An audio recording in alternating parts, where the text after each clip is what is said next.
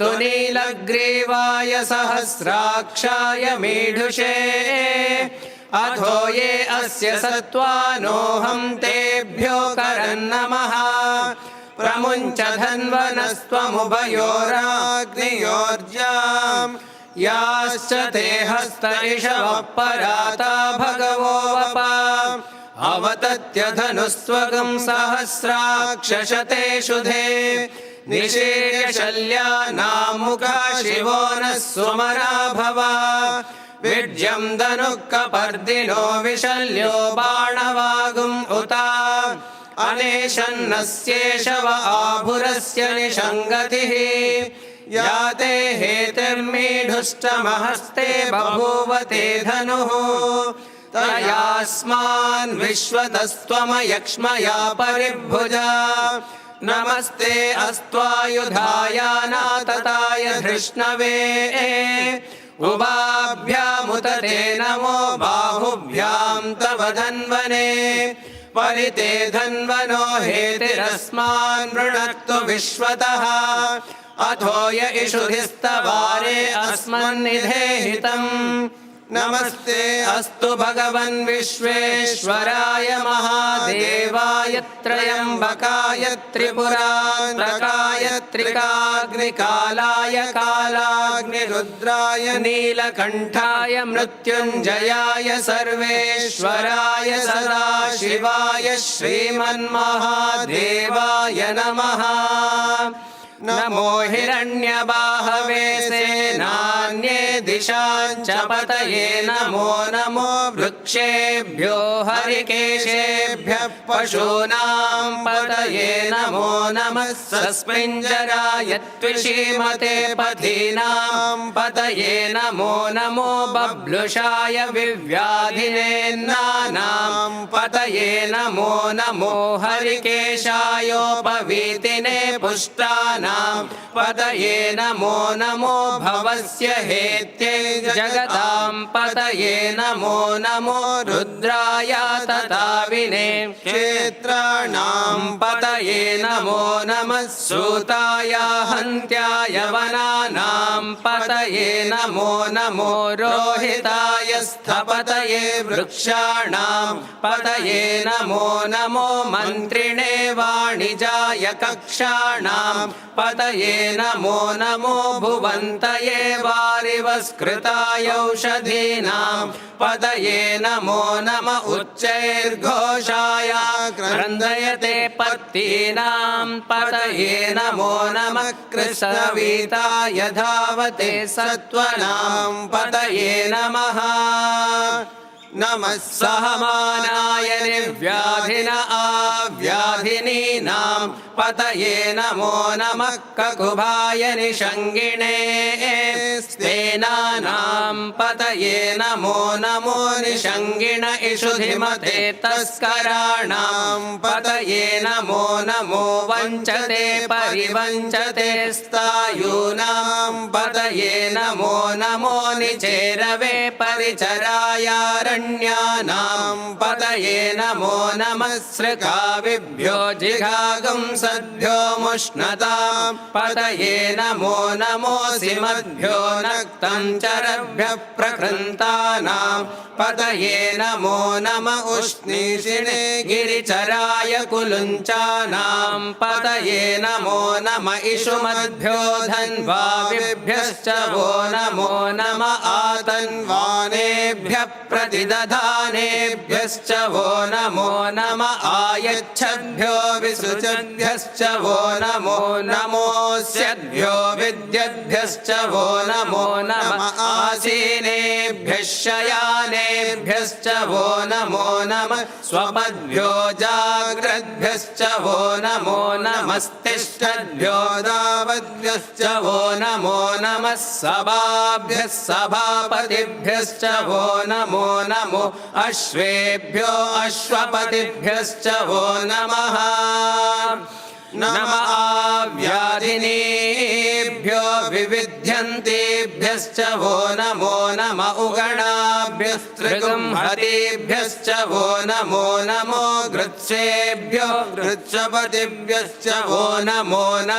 व्रातेभ्यो व्रातपतिभ्यश्च वो नमो गणेभ्यो गणपतिभ्यश्च वो नमो विरूपेभ्यो विश्वरूपेभ्यश्च वो नमो महद्भ्यः चुल्लकेभ्यश्च वो नमो रतेभ्यो रतेभ्यश्च वो नमो रथेभ्यो रथपतिभ्यश्च वो नमो सेनाभ्यः सेनानिभ्यश्च वो नमो नमः क्षत्रुभ्यः संग्रहीतृभ्यश्च वो नमो नमस्तक्षभ्यो रथकारेभ्यश्च वो नमो नमः कुलालेभ्यः कर्मारेभ्यश्च वो नमो नमः पुञ्जिष्टेभ्यो निषादेभ्यश्च वो नमो इषुकृद्भ्यो धन्वकृद्भ्यश्च वो नमो मृगयुभ्यः श्वनिभ्यश्च वो नमो श्वभ्यः श्वपतिभ्यश्च वो नमः नमो भवाय च रुद्राय च नमः शर्वाय च पशुपतये च नमो नीलग्रीवाय च शितिकण्ठाय च नमः कपर्दिने च युक्तकेशाय च नमः सहस्राक्षाय च शतधन्वने च नमो गिरिशाय च शिबिभिष्टाय च नमो मेढुष्टमाय चेषुमते च नमो ह्रस्वाय च वामनाय च नमो बृहते च वर्षीयसे च नमो वृद्धाय च संवृध्वने च नमो अग्र्याय च प्रथमाय च नमः आशवे चाजिराय च नमः शीघ्रियाय च शीभ्याय च नमः ऊर्म्याय च वस्वन्याय च नमः स्रोतस्याय च द्वेप्याय च नमो ज्येष्ठाय च कनिष्ठाय च नमः पूर्वजाय च परजाय च नमो मध्यमाय च पगल्भाय च नमो जघन्याय च बुद्धियाय च नमः सोऽप्याय च प्रतिसर्याय च नमो याम्याय च क्षेम्याय च नमः उर्वर्याय च खल्याय च नमः श्लोक्याय च वसान्याय च नमो वन्याय च कक्ष्याय च नमः श्रवाय च प्रतिश्रवाय च नमः आशुषेणाय चाशुरथाय च नमः शूराय चावभिन्दते च नमो वर्मिणे च वरूथिने च नमो बिल्मिने च कवचिने च नमः श्रुताय च श्रुतसेनाय च नमो दुन्दुभ्याय च हनन्याय च नमो धृष्णवे च प्रमृषाय च नमो धूताय च प्रहिताय च नमो निषङ्गिणे चेषुधिमते च नमः तीक्ष्णे शवे चायुधिने च नमः स्वायुधाय च सुधन्वने च नमः श्रुत्याय च पथ्याय च नमः काट्याय च नीप्याय च नमः सोद्याय च सरस्याय च नमो नाद्याय च वैशन्ताय च नमः कोप्याय च भट्याय च नमो वश्याय च वश्याय च नमो मेघ्याय च विद्युत्याय च नमः इन्द्रियाय च तप्याय च नमो वात्याय च रेश्म्याय च नमो वास्तव्याय च वास्तुपाय च ॐ हर हर हर हर ॐ नमः सोमाय च रुद्राय च नमस्ताम्राय च अरुणाय च नमः शङ्गाय च पशुपतये च नमः उग्राय च भीमाय च नमो अग्रे वधाय च दूरे वधाय च नमो अन्त्रे च हनीयसे च नमो वृक्षेभ्यो हरिकेशेभ्यो नमस्ताराय नमः शम्भवे च मयो शम्भवे च नमः शङ्कराय च मयस्कराय च नमः शिवाय च शिवतराय च नमस्तीर्थ्याय च कूल्याय च नमः पार्याय च वार्याय च नमः प्रतरणाय चोत्तरणाय च नमः आतार्याय च लाद्याय च नमः षष्प्याय च वेन्याय च नमः सिकत्याय च प्रवाह्याय च नमः हिरण्याय च प्रपथ्याय च नमः किगुंशिलाय च शयनाय च नमः कपर्दिने च पुलस्तये च नमो गोष्ठ्याय च गृह्याय च नमस्तल्प्याय च गेह्याय च नमः काट्याय च गह्वरेष्ठाय च नमो हृदयाय च निवेष्ट्याय च नमः पागुंसव्याय च रजस्याय च नमः सुस्याय च हरिण्याय च नमो लोप्याय चोलप्याय च नमः ऊर्व्याय च सूर्म्याय च नमः पर्ण्याय च पर्णशद्याय च नमोपगुरमाणाय च भिघ्नते च नमः आखिदते च प्रखिदते च नमो वक्किरिकेभ्यो देवानागुं हृदयेभ्यो नमो विक्षीणकेभ्यो नमो विचिन्वत्केभ्यो नम आनिर्हतेभ्यो नम आमीवत्केभ्यः द्रापे अन्धसस्पते दरिद्रन्नीललोहिता येषां पुरुषाणामेषां पशूनां माभेर्मा रोमो येषां किञ्चनाममत् या ते रुद्रशिवा तनो शिवा विश्वाह भेषजी शिवा रुद्रस्य भेषजी तया नो मृडजीवसे इमागुं रुद्राय तवसे कपर्दिने जयद्वीराय प्रभरामहे मतिम् यथा नश्यमसद्विपदे चतुष्पदे विश्वं पुष्टं ग्रामे अस्मिन्ननातुरम् मृडानो रुद्रो तनो मयस्कृधिक्षयद्वीराय नमसा विधेमते यच्चञ्चयोश्च मनुरायजे पिता तदश्याम तव रुद्रप्रणीतो मानो महान्तमुतमानो अर्भकं मान उक्षन्तमुतमान उक्षितम् मानो वधे पितरं मोतमातरं प्रियामानस्तनुवो रुद्ररीरिषः मानस्तोकेतनये मान आयुषि मानो गोषु मानो अश्वेषु रीरिषः वीरान्मानो रुद्रभामितो वधिर्हविष्मन्तो नमसा विधेमते आरात्ते गोर्न उदपूरुषग्ने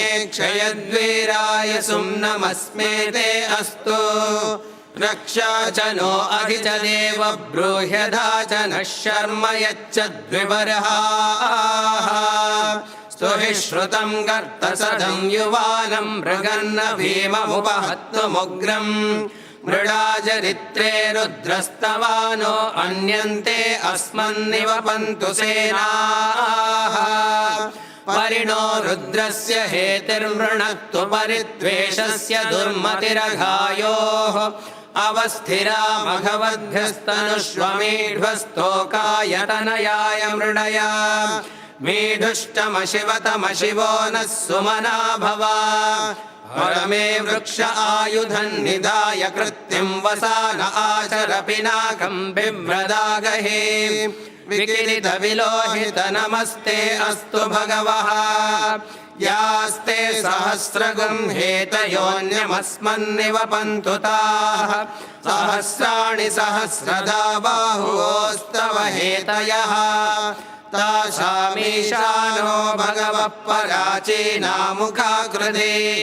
सहस्राणि सहस्रशो ये रुद्रा अधिभूम्याम् तेषागं सहस्रयोजने वदन्वानि तन्मसि अस्मिन् महत्यर्णवेऽन्तरिक्षे भवा अधे नीलग्रीवाश्रितिकण्ठाः शर्वा अधः क्षमाचराः नीलग्रीवाश्रितिकण्ठादिवगुं रुद्रा उपश्रिताः ये वृक्षेषु सस्पिञ्जरा नीलग्रीवा विलोहिताः ये भूतानामधिपतयो विशिखासक्रमर्दिनः ये अन्नेषु विविध्यन्ति पात्रेषु पिबतो जनान ये पथां पथिरक्षय ऐलवृदायव्युदः ये तीर्थानि प्रचरन्ति श्रुकावन्तो निषङ्गिणः य एतावन्तश्च भूयागुंसश्च दिशो रुद्रावितस्थिरे तेषागुंसहस्रयोजने वदन्वानि तन्मसि नमो रुद्रेभ्यो ये पृथिव्यां येऽन्तरिक्षे ये दिवि येषामन्नं वातो वर्षमिषवस्तेभ्यो दश प्राचीर्दश दक्षिणा दश प्रतीचीर्दशोदीचीर्दशोद्वास्तेभ्यो नमस्ते नो मृडयन्तु ते यं विष्मो यश्च नो द्वेष्टितं भोजं वेदधामि त्र्यम्बकं यजामहे सुगन्धिं पुष्टिवर्धनम् उर्वारुकमिव बन्धनान् मृत्योर्मुक्षीयमामृतात् यो रुद्रो अग्नव्यो अप्सु य ओषधीषु यो रुद्रो विश्वा भुवनादिवेश तस्मै रुद्राय नमो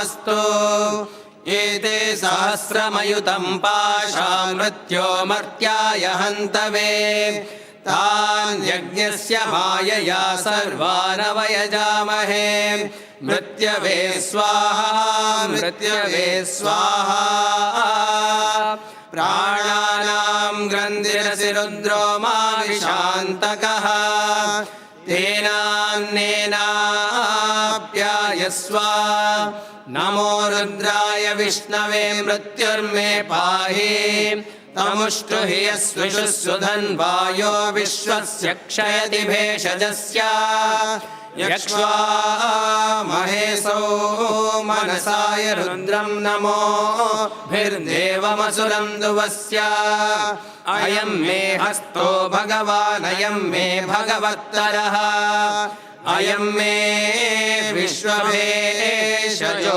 यगुं शिवाभिमर्शनः ॐ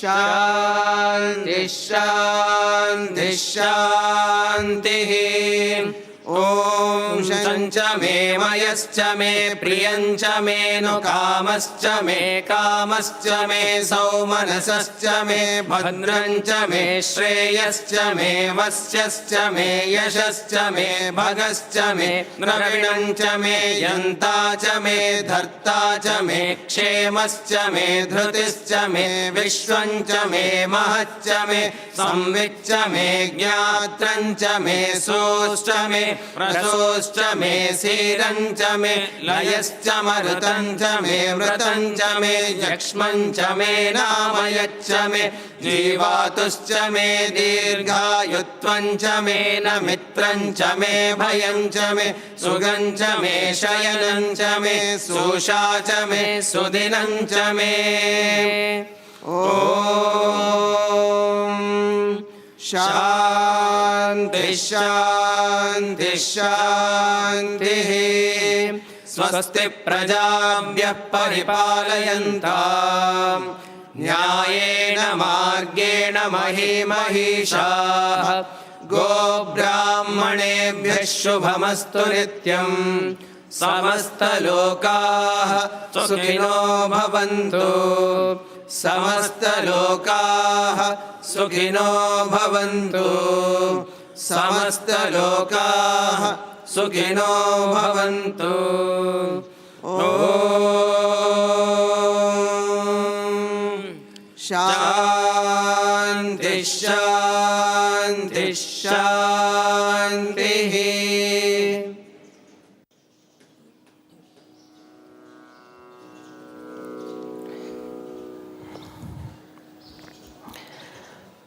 Om Shri Sai Ram. Offering my loving pranams at the lotus feet of our most beloved Bhagawan, I deem it a great good fortune to introduce this unique, loving, traditional offering to Bhagawan on this auspicious day. Swami, we want to offer a loving bouquet at your lotus feet today. There are so many flowers you already have here, but please accept our bouquet. Our bouquet has got a lot of flowers, some very beautiful bright yellow flowers, some deep red roses, lovely tulips, chrysanthemums, and broad leaves. Swami, please accept our gratitude. Bhagawan is truly Nada Brahmam. He is Ganalola and he is Nada Swarupa. Have we not seen it in the decades that he spent listening to our bhajans? And he still does. Morning and evening he listens to our bhajans. And how much he has encouraged us. Many of the students sitting here who are singers or instrumentalists would know that Swami always extended great enthusiasm and encouragement to all of us. If there was a spark of talent or even interest, Swami would ignite it. Then to talk of the padyams that Swami would sing before his discourse. So amazing, so musical, summarizing the entire discourse in 4 or 5 lines. And the bhajans that he would sing after the discourse, Swami, even today we can hear Chitta Chora Yashoda Ke Bal, and how beautifully our hearts would just merge into one song. And Swami heard a lot of orchestras, Swami heard world music. He was, in short, a great lover of music, is, in short, a great lover of music. But he always had a special corner for traditional classical music, be it Hindustani style music or the great Carnatic style traditional music. Because Swami would often say, he told some of his students, some of his singers, he says, when you sing in Shruti, when you sing in a high Shruti, the vibration will purify you. And the moment you are purified, when you sing with a purified heart, that will reach out to all the devotees, that will reach out to the whole world.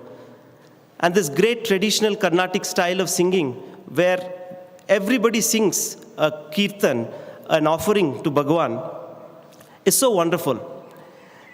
He is indeed the source of all music. You know, in Radio Sai, we have a very precious recording of Bhagawan actually singing one of the Pancharatna kritis of Tyagaraja. It's called Sadinchane O Manasa.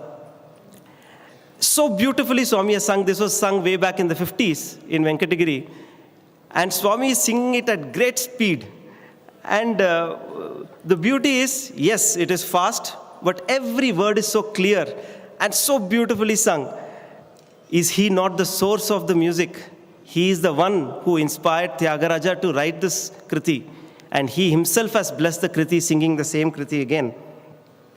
Many years back, I had a small conversation with Sri Raja Reddy Garu, who was living with Bhagawan for a long time. And he told me a beautiful incident of, as Swami was going to the Badrinath temple, on the way, Swami just took a detour and went to the Vashishta Gufa ashram of where Swami Purushothamananda was living. And Swami Purushothamananda, seeing Swami, was so ecstatic and lost in trance. And Swami was also so happy, and he asked him, ask, what do you want? At that time in Swami's entourage, we had the great Carnatic musicians, Sri Ram, Sri Lakshman, and Raja Reddy Garu, who himself was a great singer. And spontaneously, Purushothamananda Swami asked, Swami, I'm staying away from the world, but I like music so much. I want to listen to 2 particular kritis of Tyagaraja. And Swami was saying, yes, you ask, which one do you want to listen to?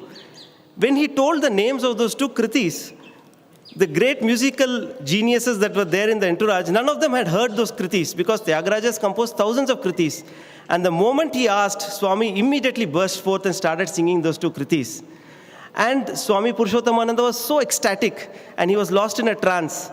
And the moment Swami completed the kriti, he embraced Swami and he said, he has sent you, he has sent you. And with a twinkle in his eye and a mischievous smile, Swami looked at few of the people who were there and said, "Who has sent whom? He has himself come."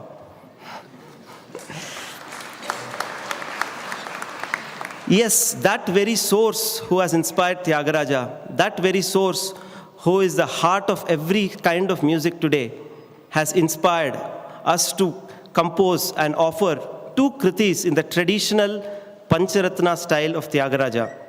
The first song is composed in Gambhira Nate, Rag Gambhira Nate, and set to Adi Talam. And it deals with the advent of the avatar, and it deals with the early Chitravati days where Swami showed wonderful darshans and had performed so many leelas. Then it deals with the Kalpavriksha, where Swami would give whatever the devotees wanted from a simple tamarind tree. And he showed visions of Dashavatar. So this first traditional kriti deals with those themes. And the second kriti is composed in the rag Maya Mala Gola, set to Adi Talam, and it deals with Swami's life and teachings. Now, we all know that Swami has always told, "Why fear when I am here?" And Swami has always encouraged the Vedas. So these were the early stages when Swami started supporting and then encouraging the Vedic Pandits and then giving them encouragement to come here and chant. And he always told, "When amongst men I am a man." And some of his beautiful teachings about love, about seva, these are contained in the Kriti too. Swami, please accept this bouquet. In this bouquet, we have these yellow flowers of bright flourishes of music. We have these red roses of soulful lyrics.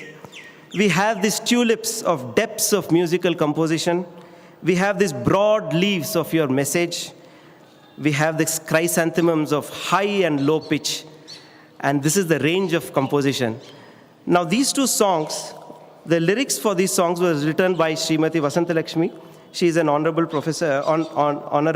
professor in the music college. She is a devotee of Swami for many decades and a scholar in Telugu and music. The lyrics and the tuning was done by Sri Rajkumar Bharati sir. He is from the illustrious family of Sri Subramanya Bharatiyar, who is a patriot, mystic, freedom fighter, and a great devotee of the Lord.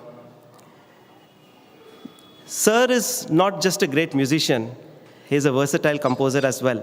And for many of us who have heard the songs of Prema Pravaham, which were offered to Bhagawan on his 85th birthday, we should know that Sir is the one who has set them to tune.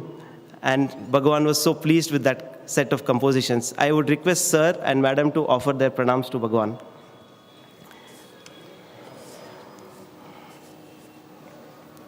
It's interesting because yesterday over lunch, Sir was sitting and some of the other musicians who were there, they asked, "Sir, how did you decide the ragas for these kritis?" And Sir said, "Who decided the ragas? I did not decide them." And they were surprised. And some of the senior musicians who had come, they said, "Sir, the second kriti is Sada Bhavayami. And how did you decide Maya Mala Gola for this kriti?" He said, "I didn't decide." He said, "When I started singing, it just came in that raga. And it is Swami who is inspiring me to do it." And when he went through the lyrics, it said Maya Manusha. So the Maya Mala Gola raga fit exactly for that kriti. Swami, you are the source. You are the one who has set this lyrics. You are the one who has composed the music. You are the one who is going to sing. You are the one who is going to listen and enjoy. You are everything. We, the staff and students of Swami's college and Swami's institutions, pray that Swami, you make us worthy instruments and accept our loving offering. Jai Saram.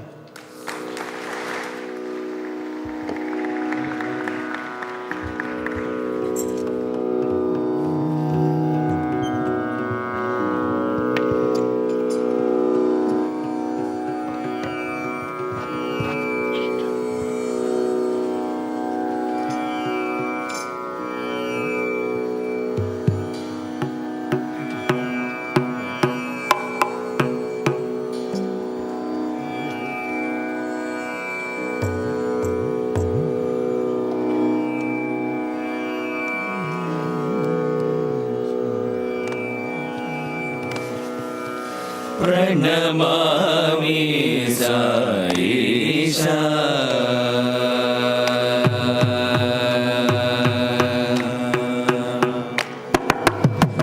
ప్రణమామి Saisha. సకల భువన శుభకర ఘన చరిత ప్రణమామి సాయిషా. సకల భువన శుభకర ఘన చరిత ప్రణమామి సాయిషా. సకల భువన శుభకర ఘన చరిత సృష్టి స్థితి కారక సుగుణాకర రత్నాకర వంశాది సుధాకర ప్రణమామి సాయిషా. సకల భువన శుభకర ఘన చరిత సృష్టి స్థితి కారక సుగుణాకర రత్నాకర వంశాది సుధాకర ప్రణమామి సాయిషా.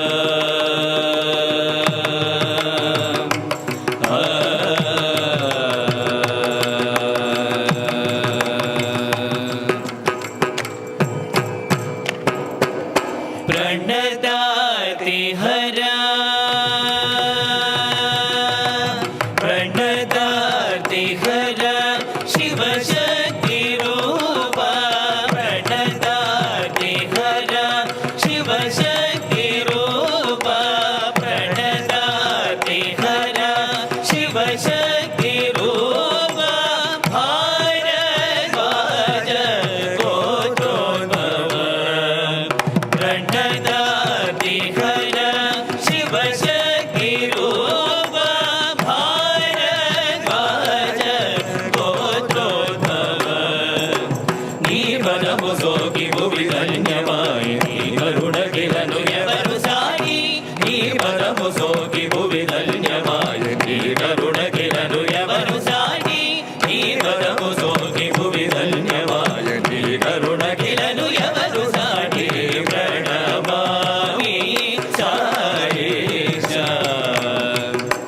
సకల భువన శోభకర ఘన చరిత సృష్టి స్థితి కారక సుగుణాకర రత్నాకర వంశాది సుధాకర ప్రణమామి సాయిషా.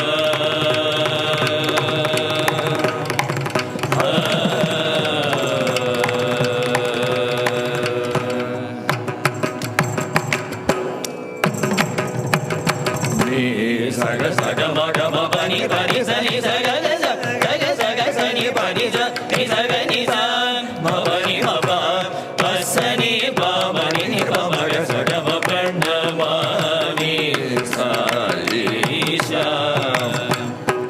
నీ దివ్యావతారము కలిలో ప్రేమ ఇతిహాసము తవ చరణం మమ శరణం భక్తి ముక్తి ప్రదాయకం ప్రణమామి సాయిషా.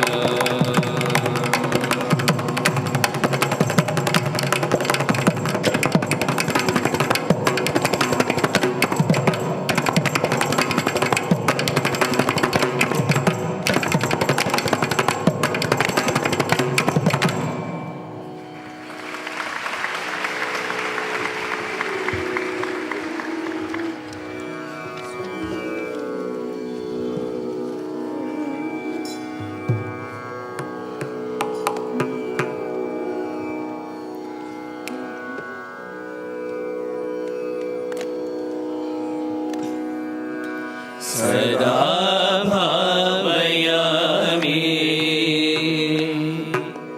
सदा भावयामि श्री सत्य साई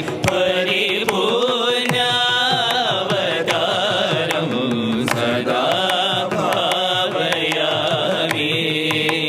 श्री सत्य साई परिपूर्णावतारं सदा भावयामि श्री सत्य साई परिपूर्णावतारं सदा भावयामि श्री सत्य साई परिपूर्णावतारं सदा भावयामि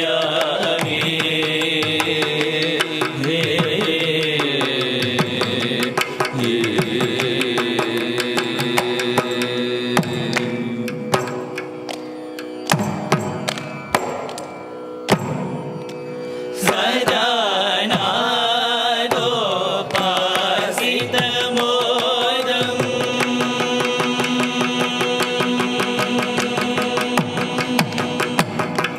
सदा नादोपासितमोदम् सदा नादोपासितमोदम्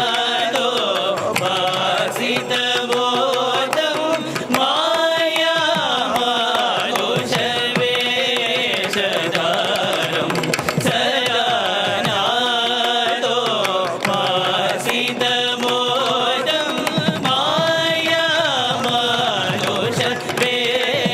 मायामानुषवेषधारम् सदा भावयामि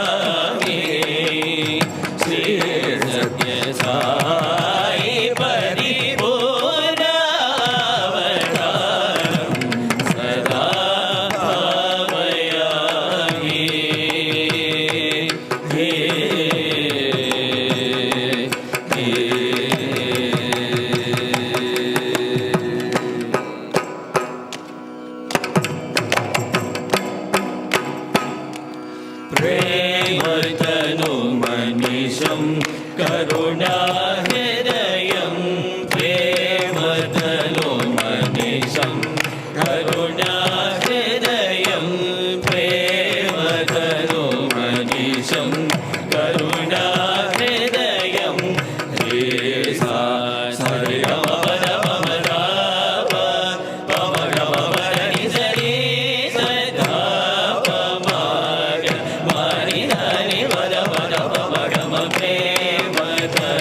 మనీషం కరుణాహృదయం వేద పురుష వేద పోషకం వేద సారరూప వేదగానలోలం ప్రేమతను మనీషం కరుణాహృదయం సరివ మగరి సని సత్య పదని సరి సని దవ మగరి గమ ప్రేమతను మనీషం కరుణాహృదయం లింగో తవ భస్మాభిషేక లీలా విలాసపతి శివం ప్రేమతను మనీషం కరుణాహృదయం లీలావద సని దవద భగమ పద ని దవద మపద పమ భగవద ప్రేమతను మనీషం కరుణాహృదయం నేనుడగ భయమేలననుచు అభయమొసగే అనుగ్రహ కృషి ప్రేమతను మనీషం కరుణాహృదయం ధరణి బాబరవాదవ మగరి సరి తదవ సరి రపమ ప్రేమతను మనీషం కరుణాహృదయం భక్తాపమృత్యుహరణం గత జీవం ప్రాణప్రదాయకం ప్రేమతను మనీషం కరుణాహృదయం గమపదమప దసని దపమ పదని దప మగప మగప మగరి పమగరి దప దరి దరి దరి పదమప మగరి సరి గమ పద ప్రేమతను మనీషం కరుణాహృదయం పువ్వు పుట్టగనే పరిమళించు దివాల ప్రాయౌ పుర త్యాగశీలతనిరవే ప్రేమతను మనీషం కరుణాహృదయం నీ పదమ పద మగప మగరి సరి ని సారి గమ పదని సరి ని రి రి స గగరి మగరి సని సారి ని సని సని దవ మగరి గమ ప్రేమతను మనీషం కరుణాహృదయం నీ అవతార పరమార్థమును సుందైన తెలియుదురే నిర్వ్యాజ ప్రేమాతిశయముతో నిన్ను నీ వెరుగబరచని నాడు ప్రేమతను మనీషం కరుణాహృదయం పదని దవ దవ మగ మగ మప సదవద మప గమ గరి గరి స గరి గరి మా మగ మప మ సరి గమ పగ మప దని సరి సరి రి రి మగరి మగరి సని దవ దరి స దాని దవ మప ప మగరి స సరి గమ ప్రేమతను మనీషం కరుణాహృదయం పురుషులలోన పురుషుడవు పసివారిలోన బాలుడవు మహిళల మధ్య మహిళవు మనసరిగి మనోరథములీడేచు ప్రాణ విపుడవు నీవు ఏకాంతముల విశ్వ విపుడవివు ప్రేమతను మనీషం కరుణాహృదయం సరి మగ మగరి సని సరి స దవ సమద మగమ దని పద మప గమ పదని సరి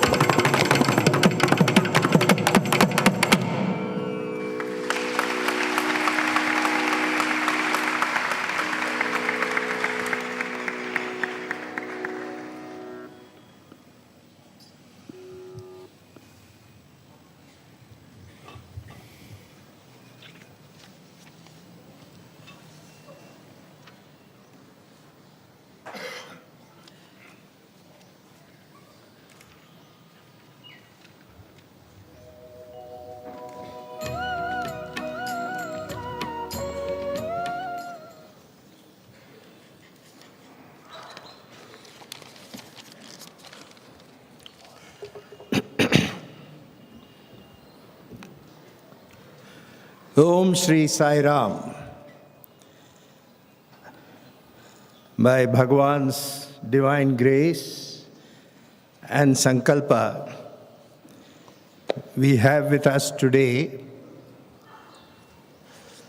one of India's most respected individuals, Sri Swaminathan Gurumurthy. He is one of India's very well-known professional chartered accountants and a respected and sought-after corporate advisor as a person of great integrity and competence. He is also highly regarded as an investigative journalist, a writer, and a social activist. He was rated as the 17th most powerful person in India by India Today magazine.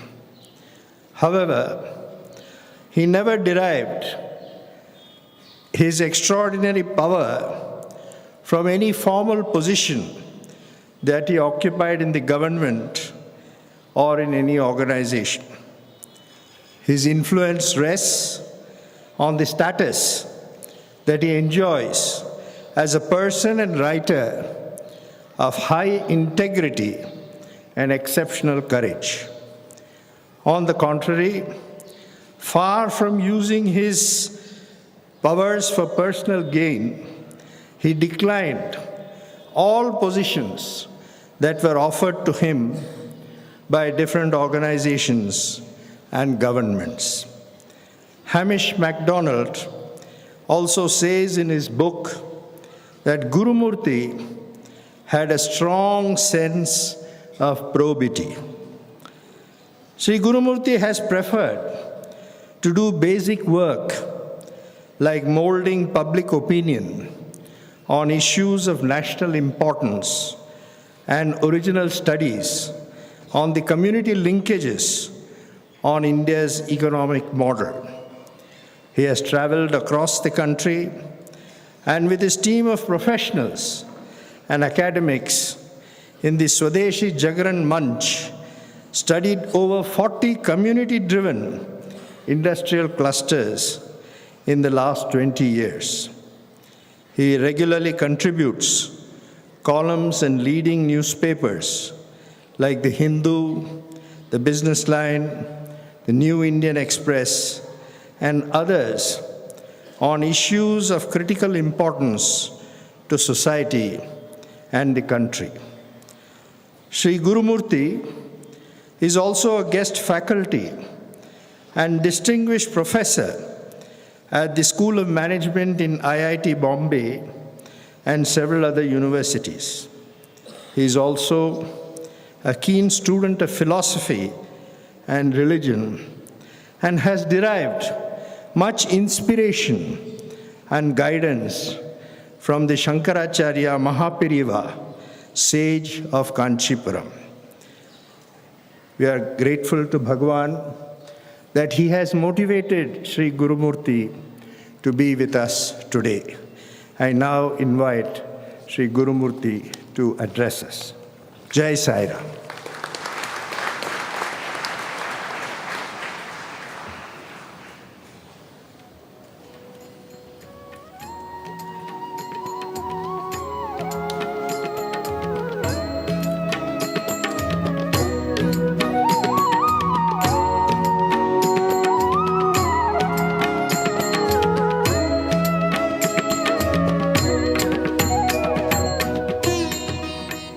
Shri Gurubhyo Namaha. I can't really find adequate words to express my inner and deeper emotion when I am standing before all of you. It's my great fortune, for which I don't know where the grace came from. I certainly don't deserve it to be here before all of you on this occasion and to share my thoughts on the relevance of the message of Swami in the present context. To be invited to talk in such an occasion, it has to be Swami's grace. And in my case, Swami's grace came first, and I began experiencing him later. It's actually the other way around in the case of most of you. But that is how grace comes. Sri Ramakrishna says, God seems irrational in bestowing grace on the people. So I am one such person who received the grace of Swami first, and if I have occasion, I will share my first experience of Swami. We listen to Vedas and then music. You know, the power of Veda is, it is Nada Brahmam, as they say. And music and Veda are the most elevating communications which this ancient nation gave to the rest of the world. Speech is a very poor substitute. But by speaking, you can influence the mind of a person. But you cannot influence the character and the inner being except through a higher communication like Vedas and music, which you have heard. But it is also a practical world which we have to deal with. And so we have to understand the world at large. What is the mission of India? Why was Swami born in India?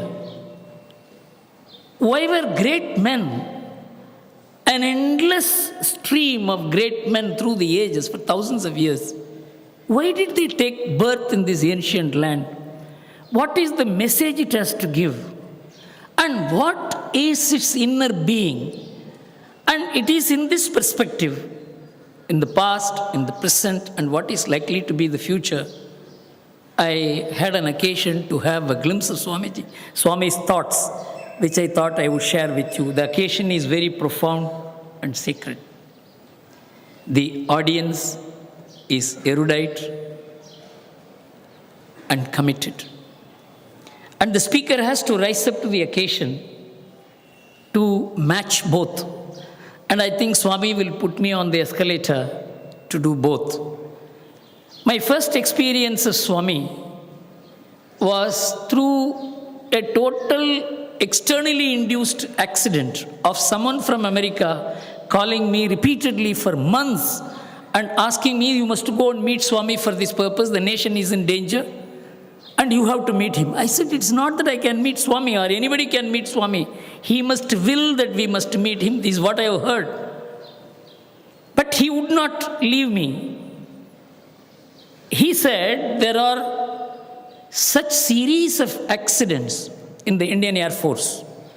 MiG fighters were crashing almost month after month. Nearly 14 fighters had crashed and many pilots died in a period of 18 months. And he said this has to be stopped. And he gave a very peculiar reason. He said that a country hostile to India is doing black magic on the Indian Air Force, and that is what is causing accidents. And he has done tremendous amount of research in black magic. And the only person who can stop this is Swami. You have to go and meet. You call yourself a nationalist. You are not doing it. I don't know, 3 months, 4 months, every third day, fourth day, he would call me from America. Then I asked my friend, Mr. Venu Srinivasan, he was the only person who I thought could link me to Swami. And I told him, Venu, this is such a pressure on me, I don't know how to avoid him. And it is a fact that so many fighter aircrafts are crashing. Then Venu said, I don't know whether he can meet you or he will.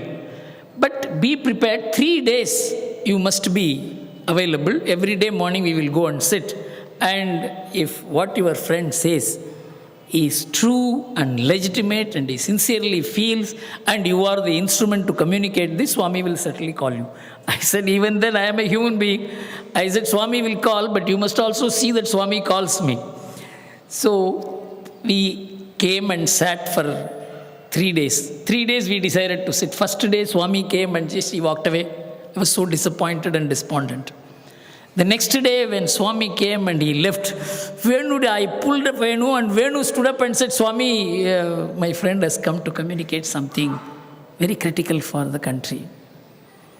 Then Swami asked us to come. We went inside. And there were many people. I was observing. I didn't know Swami. I never experienced him. I only heard him from outside.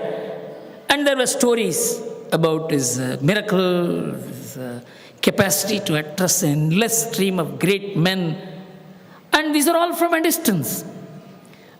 And Swami was materializing many things for different people. A hefty man was there. He materialized a huge ring for him.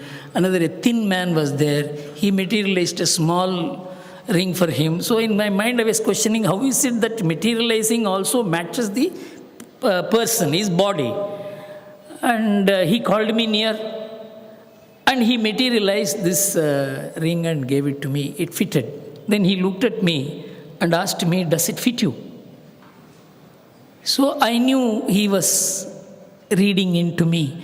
Then I went inside and told him, I told Swami, I have to communicate something very critical. And then Venu and me went inside and I shared with him what that friend, who I don't know, how he got my number, I don't know. He has been calling me from America. So I told Swami, this is what he sees under tremendous pressure. He puts me under tremendous pressure and he says only Swami can save. Then Swami went into contemplation for 2-3 minutes. And then said, ask your friend to forget now that he has communicated to me. And then after a few seconds, he said, I will give him a prasad. You go and give it to him. And he materialized a diamond ring. And it was a large ring. And I don't know the person who is going to wear it because I am only receiving his telephone calls. So I went back home. This is sometime in 2003. I don't know whether it is middle or end. And when I went home, he called me immediately. That night itself, I told him that this prasad has come, Swami has accepted. Within 72 hours, he came back. He landed in my house. You know, he was a 6-footer, hefty. The ring fitted him. I can't understand. This is completely beyond comprehension for an ordinary mind. You know, it's a dimensionless phenomenon. You cannot view it with the dimensions, even if you are multi-dimensional. You cannot get at it. This is the first message I got. And I don't know, this link was continuing. Different people were taking me. I was not taking any effort to go to Swami. He was pulling me. And finally, somewhere I felt an opportunity came for me to repay this in a very small measure. When after Swami attained Samadhi, when the media began doing all kinds of wrong reporting, that gave me an opportunity to study Swami's work. Till then I had not studied. I had looked at him, I had experienced him partly, I had heard about him, but I never knew the tremendous amount of work that is going on and the commitment that is going into it and the efficiency and the expedition with which things were being accomplished, which is unknown in the history of voluntary organizations. Then I studied what kind of people he has attracted. I asked Mr. Srinivasan, V. Srinivasan, please give me the story of how does he attract volunteers? He said, we have 6 lakh volunteers on our roll. I asked him, can you classify these volunteers as to where do they stand, what is their standing in the society? And he said, no, we will be able to not give the entire list, but I will try and give the partial information which I have. And then I wrote an article in the Indian Express in which I summarized the kind of talent he had attracted. Thousands of doctors, thousands of lawyers, thousands of chartered accountants who would normally not leave the profession of making money. Everybody was there. Musicians, businessmen. A businessman, IAS officer would give up his career and come and look after the conveniences here. A businessman running $1 billion business will come and look after a small project. And a software engineer will kick his huge career and look after the kitchen here. What does it attract? You know, these are all huge questions on which researches need to be done. It's not a cult. It's something far more serious. This is what made me wonder how this phenomenon is so special to India, so natural to India. It gets repeated in this country. It is in this perspective that I thought I would share my thoughts with you. You know, we are all here to recall Swami and not to glorify him. He doesn't need to be glorified. This is an occasion to recall him. And he wants what? I looked at a very small book, beautifully done, as to what he wants of us. We all want to praise him, celebrate him, see what he wants. Swami says, you celebrate my birthday on this day. This is one of the birthday celebrations of Swami. This is only another day in the calendar. You look at it as a special day. For him, it is another day in the calendar. My birthday in you is the day when you resolve to put into practice my advice and follow my directives. That is the birthday for me.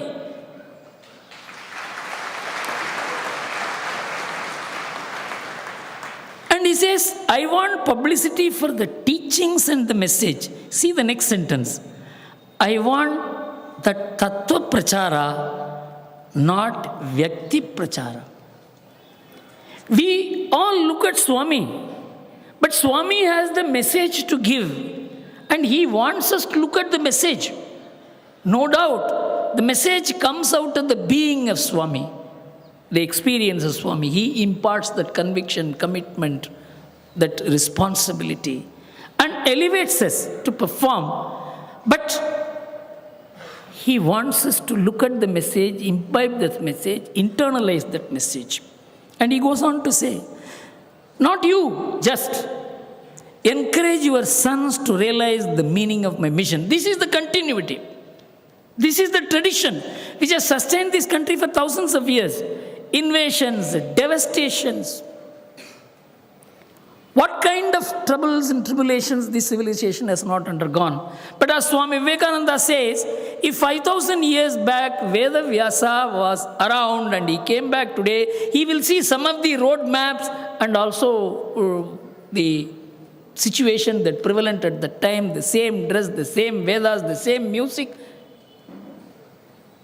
That continuity is denied to all other civilizations. Swami Vivekananda said the Roman eagle floated over everything worth having in this world.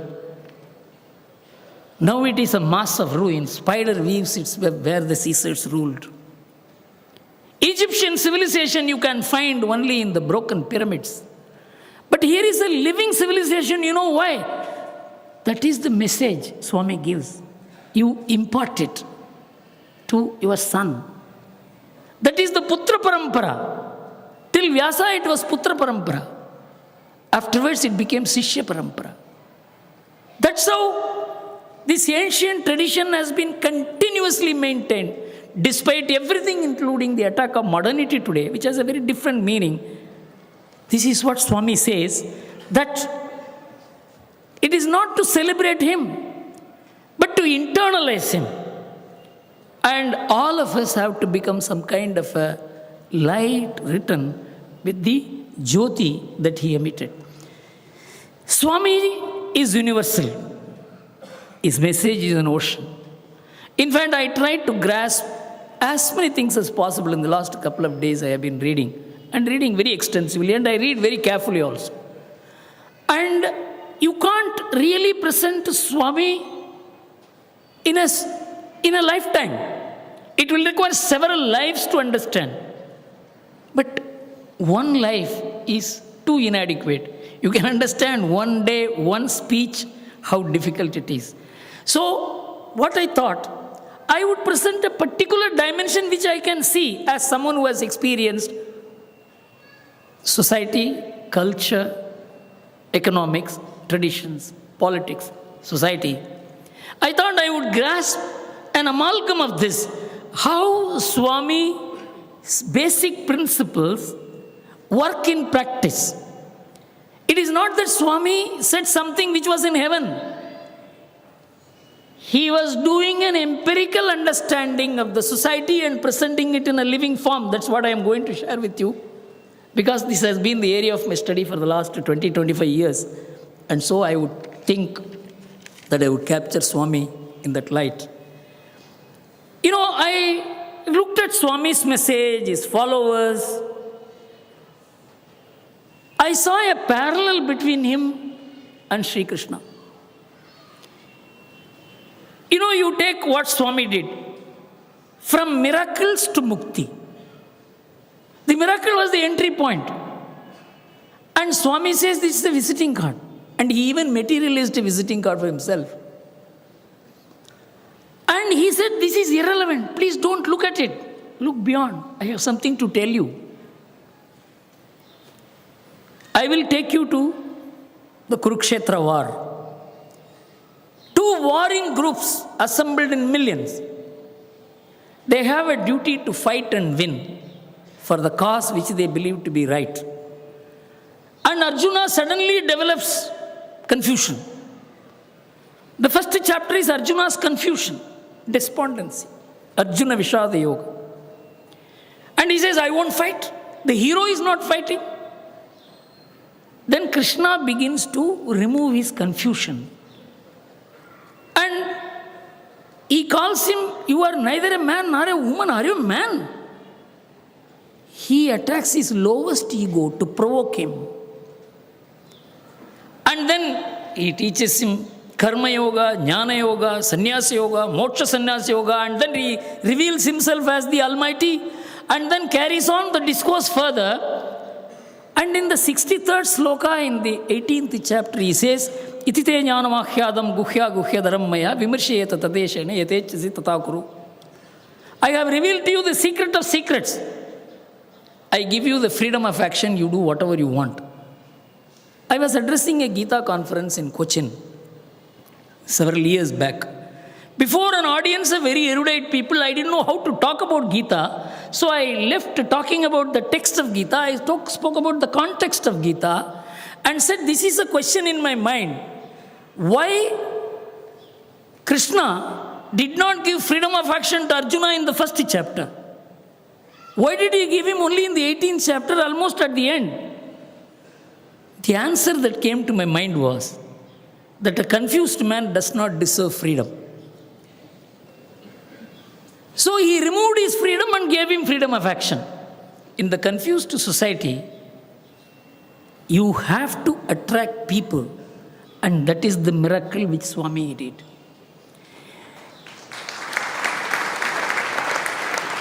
Miracle was the beginning of Swami, but many people ended with the miracles of Swami.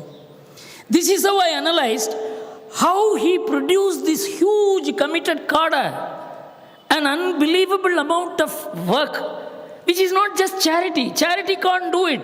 You can donate money, you can't do the work. You can't lay 2,500 kilometers of pipelines, construct 1,200 overhead tanks, 130 large reservoirs, many of them in high and low-end areas, and in 18 months provide water to 3 districts and 20 lakh people in a manner unknown. The Planning Commission normally does not take notice of good things done by the society. But the Planning Commission took notice of it and said it is an unbelievable work. This cannot be done by mere charity. This cannot be done by mere donation.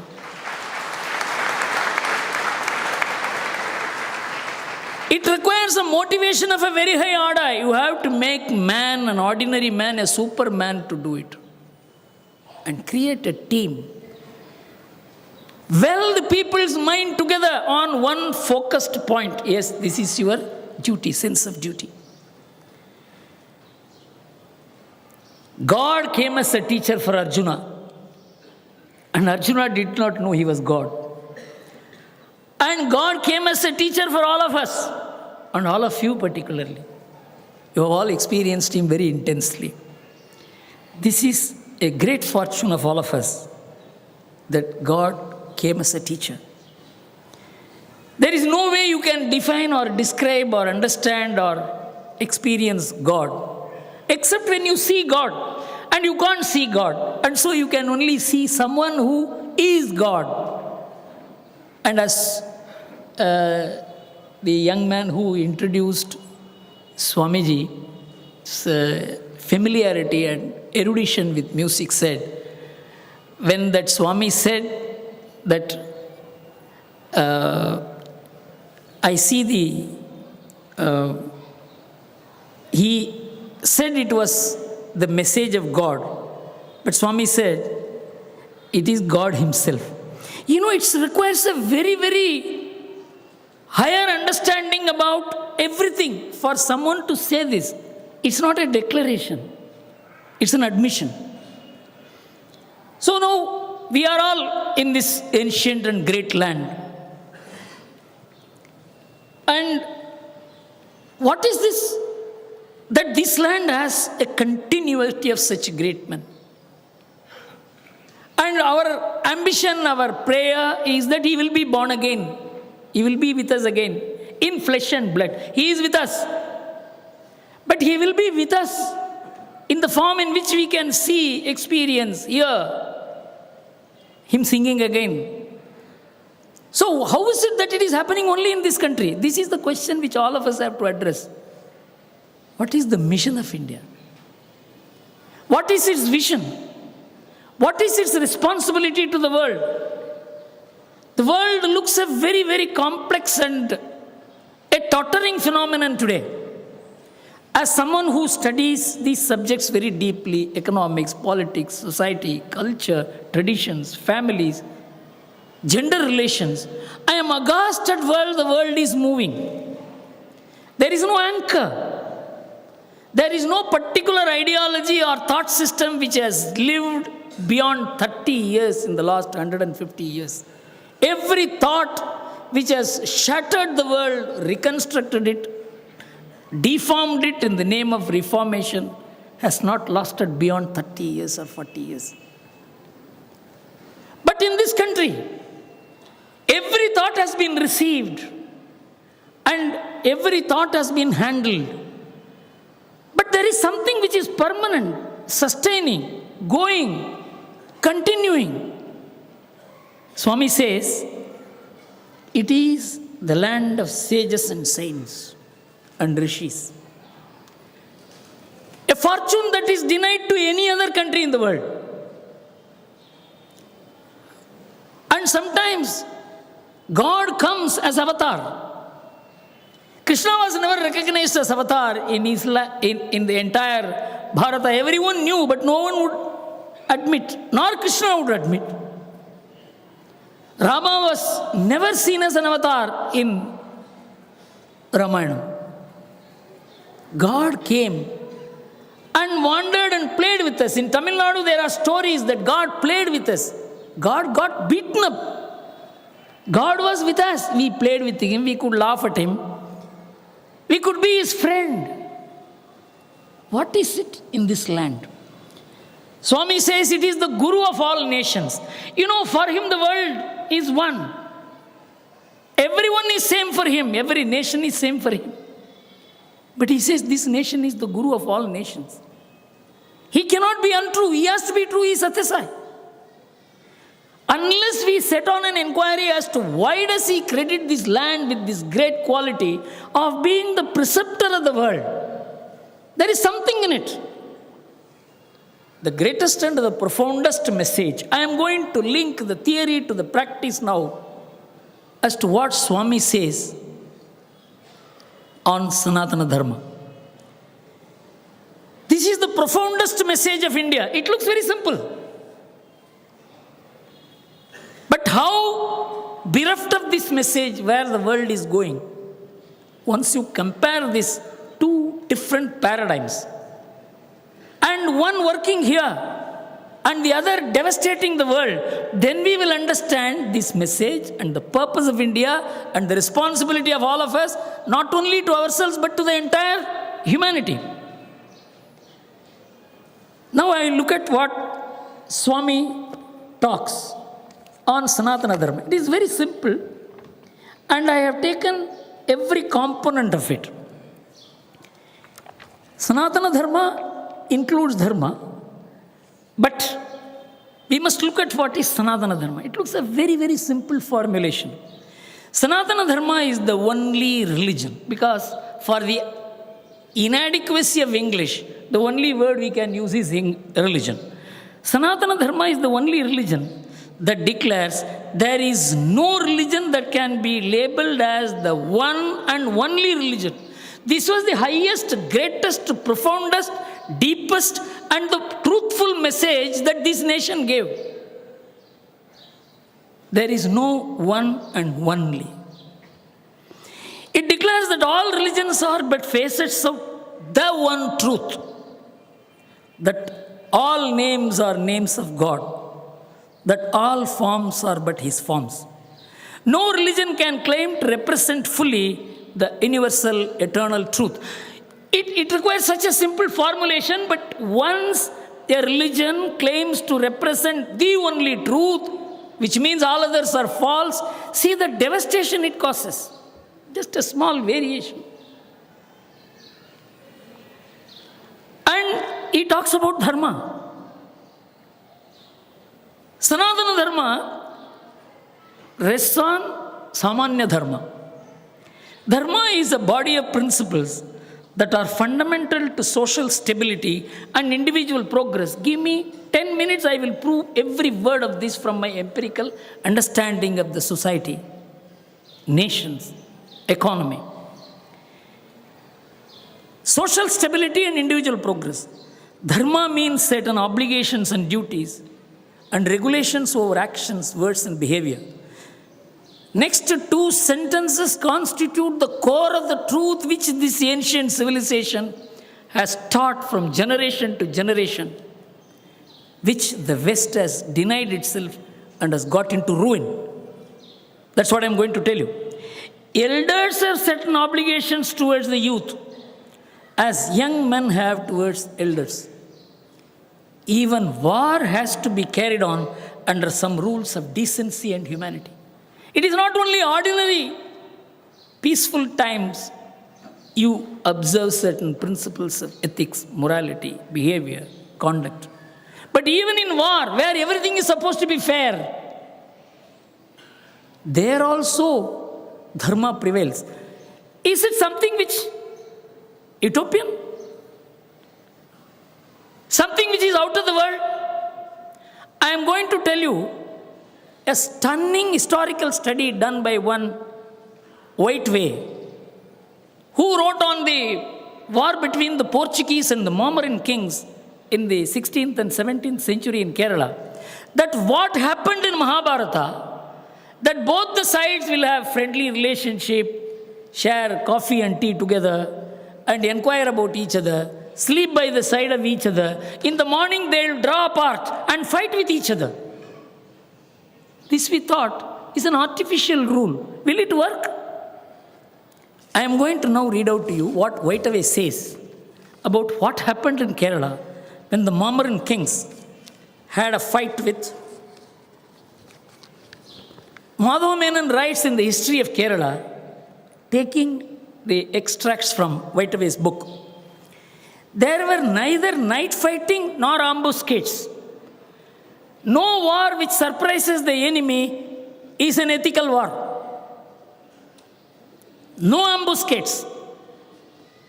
All fighting was in the daytime, when the sun had well risen, and the opposing camps were either pitched near each other, both sides slept securely. As the sun rose, soldiers of both the army mingled at the tank, put on their armor, ate their rice, chewed their betel, gossiped, and chatted together. It is Mahabharata lived in the 17th century. At the beat of the drum, each side drew apart and formed its ranks. It was creditable to first beat the drums, to say, I am ready for war. But you won't attack unless the other side also beats the drum. This is what Swami called as even in war there is service ethics in this country. Non-combatants were never attacked. Even someone who dropped the weapon, he was considered to be a non-combatant. An injured man was considered to be patient. It is in Rig Veda, it is in Mahabharata. In the war models of ancient India, V.R. Ramchandra Iyer describes the ethical warfare. And he calls Ashoka's Kalinga war as unethical. That was the extent. When Swami says this, see how true it was. Behaviorally, on the ground. But you must understand how we lost that ethics. Whiteaway says, this artificial system broke down very quickly under the stress of fighting against the Portuguese. He calls it artificial. We call it ethical. Thus, it was always been the custom of Sovereign to sound trumpet. And in 1536, he nearly surprised the Portuguese by abandoning the custom suddenly.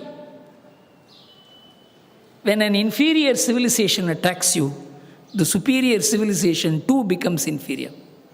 This is the message. We have got to rise above this and preserve this. And only in 1897, the world came together first in Hague and decided that non-combatants should not be attacked, women should not be attacked, children should not be attacked. War prisoners should be treated properly. 1897. When Swami says that even in war, human values are needed, he doesn't say something theory. It was practiced in this country. And now let us take the issue of what he says, that the elders should take care of the youngsters and the youngsters should take care of the elders. What does it mean? It looks so simple. But imagine it does not happen, what will happen to a society? We can look at the West. And there are demonstrable decline, not in the society, in culture, in behavior, in family, in morals, but in economics.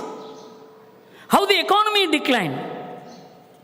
That will show how important it is that we remind ourselves of this. Now, in the West, a completely different paradigm took over. Rights. It is my right. Individual rights, elders' rights, children's rights, animals' rights, women's rights. The very contradistinction to dharma, which implied a high sense of duty and mutual obligations. The West respects the individual rights. Dharma respects the other individual's rights. Respecting other individuals' rights is your duty. And that is what makes the society functional. Now, see the decline. In America and in most Western countries today, half the children are born for unwed mothers. Half of them are born for school-going children.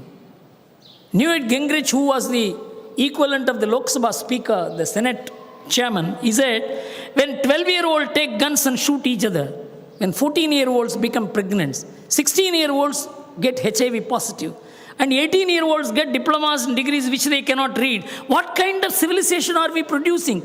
This is the lament of someone where the society is deviating from the natural law of dharma. See what happens. In 1960, the ratio of family savings to total savings in America was 80%. In the third quarter of 2006, it becomes minus 20%. 30 crore Americans have 120 crore credit cards.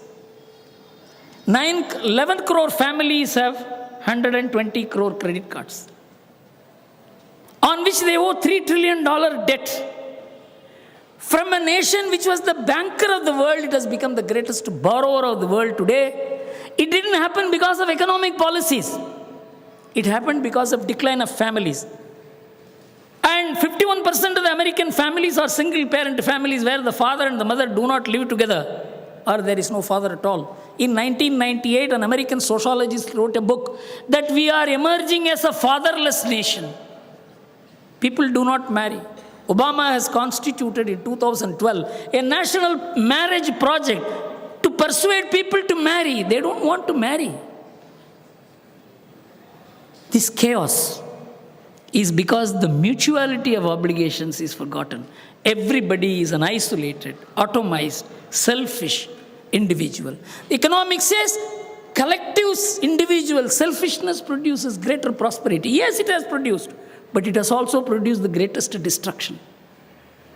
This is what Swami said, and he says very, very clearly what is the responsibility of the relationship between parents and children. He says, respect for parents who started your life and brought you into this world to gather the vast and varied treasures and experience is the first lesson Dharma teaches. It is not just a good quality. It's not just a virtue. It's not just a value. It is not something for which you should feel happy you are doing it. It is a compulsive social, economic, political, and necessity which sustains the social order.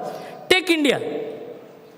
There are 80 crore Indians who are dependent on 45 crore Indians as parents, as infirm, as unemployed. There are 8 crore Indian youths who are unemployed. The family, the parents, the near and dear take care of them. It doesn't happen in America. It happens in none of the Western countries. The state has to take care of them. When the family collapses, the burden passes on to the state. When dharma collapses, society is burdened, state is burdened. So it is not simply a virtue. The failure of dharma has a devastating impact on the state. Savings collapses. See India. In 1990, we had a savings to GDP ratio of 21-22%. It went up to 37%. It shook the world because India is the only country which has grown so much and which has become almost the candidate for being the global power in 2030, according to the National Intelligence Council of America's report in 2012. It has become the candidate to be one of the 3 major world powers in 2012. What Swami would have loved, worked, prayed to happen, it is happening today. In December 2012, on the 12th of December, the National Intelligence Council of America came out with a report that there is going to be only 3 major world powers, superpowers, in 2030, America, China, and India. Even if Indian government doesn't want it, even if the Indian political system doesn't work for it, even if the media works against it, this is going to happen. You know why? That is the destiny of India. In fact, Swami says at one point, I am really surprised, how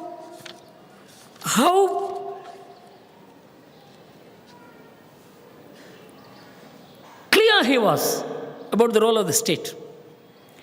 To propagate human values, it is advisable to keep as far away as possible from powers that be, which means government. It is not possible to promote sacred values through the help of government authorities. The government authorities can only do the reverse. They cannot marry people. They can pass law to separate people. They cannot keep families united, but they can pass laws to say partition suits can be filed. They cannot make husband and wife live together. They can separate them. They cannot make duties compulsory. They can make rights compulsory. This is what Swami says. A higher education is needed to internalize duty, to live duty. It's not an ordinary task. It requires extraordinary submission of the self to obey parents, to understand, to empathize. Aparigraha niraham bhavana. This is what the Kanchi Mahaswami told Jawaharlal Nehru in 1957. Aparigraha, contentment, niraham bhavana, humility. This constitutes the foundation of Indian civilization, and this is the foundation for any civilization. Any civilization which forsakes these 2 qualities causes havoc. I want all of you to go through one website built by one Ramal, a Hawaii University professor, and the website is called Democide. And he has said in the last 2,000 years how killings have taken place in different parts of the world. 1.4 billion people have been killed. You know the number of people killed in India? Till 13th century, it was less than 2 lakhs. Only from 13th century, 4.5 million. when outside invaders came here and rattled our society. But even then it is so less. Thousands of wars. It's an oasis of peace. Today, you go through a website which gives the relative crime rates of different countries called nationmaster.com. It gives, and you will be stunned that in terms of robbery, in terms of murder, in terms of other types of homicide, India is the lowest crime rate nations in the world.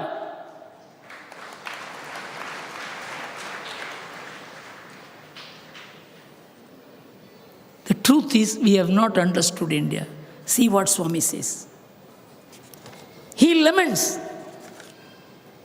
It is unfortunate that many in the sacred land are not aware of its greatness of yesterday or today or its importance tomorrow. That's what he means. Love of the mother is a sweet virtue. What a pity today, love of motherland should have declined. This he spoke in 1990. And he expressed the view, next, she was once the guru of humanity. Let us assume that role again. When India was a borrower, it was pledging his gold. Today, the National Intelligence Council of America rates India as the emerging global power. In 1990, Swami says, let us assume that role again. Do we produce youngsters of that competence, understanding, skill, confidence? It is the duty of the elders. 2 generations of elders have failed this country. It is a monotonous failure. The youngsters need to understand it today. Your education is fortunately not limited to classrooms, blackboards, and textbooks. The universe is on your computer. Truth comes through the computer today. You will be stunned. Everything that is suppressed by the greatest mighty liars of the world, the computer reveals today. That is what is going to make India great. Truth. Truth about India, true understanding about India, true knowledge about India, true role of India. This is what Swami wants. India has to rise in the interest of the world. I will conclude my speech with the experience of Swami Vivekananda. He traveled across the country between 1889 and 1991, where he saw hunger, poverty, illiteracy. Between 1880 and 1900, India witnessed 23 large famines. Almost 30 million people died in this 20-year period. And he goes to America and delivers a message. Here is a civilization, a culture, a religion, which will save the world from bigotry and violence. What kind of confidence that young man of 30, he was just 30. That was the first speech he delivered. He never spoke in public before that. And he lost 2.5 minutes of that 5 minutes by calling sisters and brothers of the United States of America. 2.5 minutes, there was only clapping. He had only 2.5 minutes. You know how many words he spoke? Just 471 words. He turned the perception of the world. He gave them a different paradigm. And in 1897, he came back to India and said, I know everything is bleak. The country has lost its confidence. It has become celebrating the adversary. He said, but I am seeing something, a vision. And the vision is not my dream, because I am not a dreamer. I don't believe in astrology for future predictions. What I am seeing is reality. As much as I am seeing you, the audience, he said, I am seeing this vision. That Bharat Mata is sitting on the throne and ruling this world as Jagat Guru. Precisely what Swami said in 1990, and it is happening today. Let us internalize this great culture, tradition, value systems. which not only saves us, our economy, our society, our social order. You know, we have 668,000 villages and towns. We have only 12,800 police stations. When I told this in Johns Hopkins University in America, they were stunned.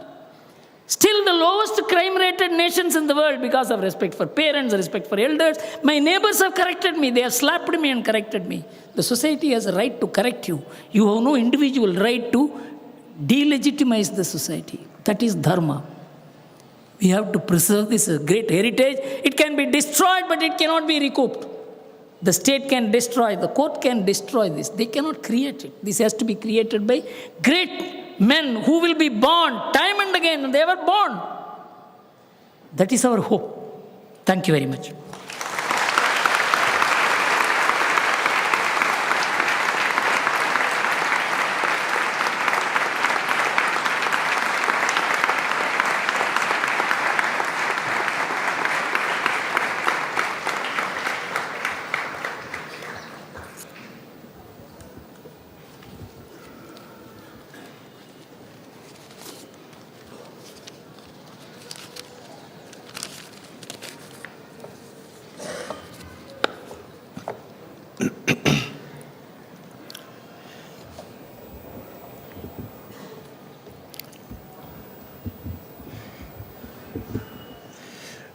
Om Shri Sai Ram.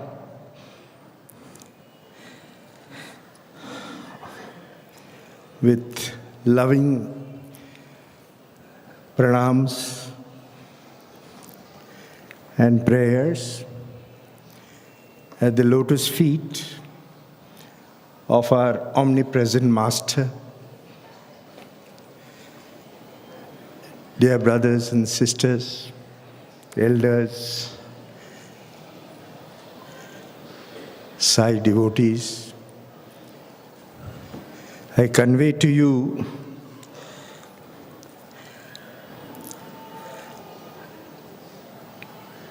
my humble, loving greetings on this most holy day for all of us. Before I say what I wanted to say, I must first say that Bhagawan always sends messengers. Bhagavan sends the right people at the right time. Whether it is the hospital, whether it is the university, whether it is the organization, whether it is the water project, whether it is the Sai schools, we do nothing. Everything he does. And he makes sure that he sends the right people at the right time. And today, sir, he has sent you.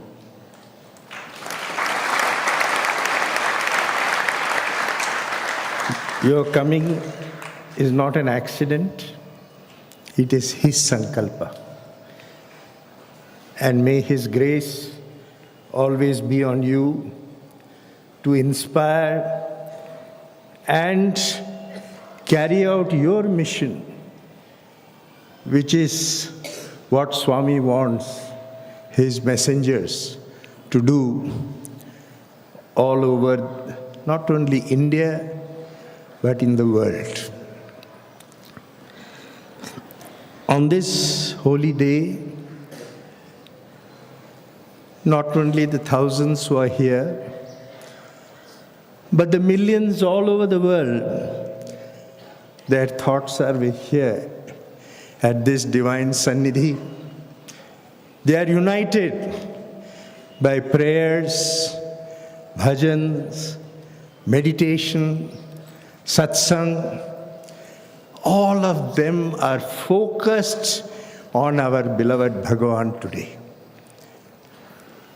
And what are their prayers? Their prayers are not of sorrow. Their prayers are for two purposes. One is the prayer of gratitude that Bhagawan bestowed on each one of them the unique privilege and good fortune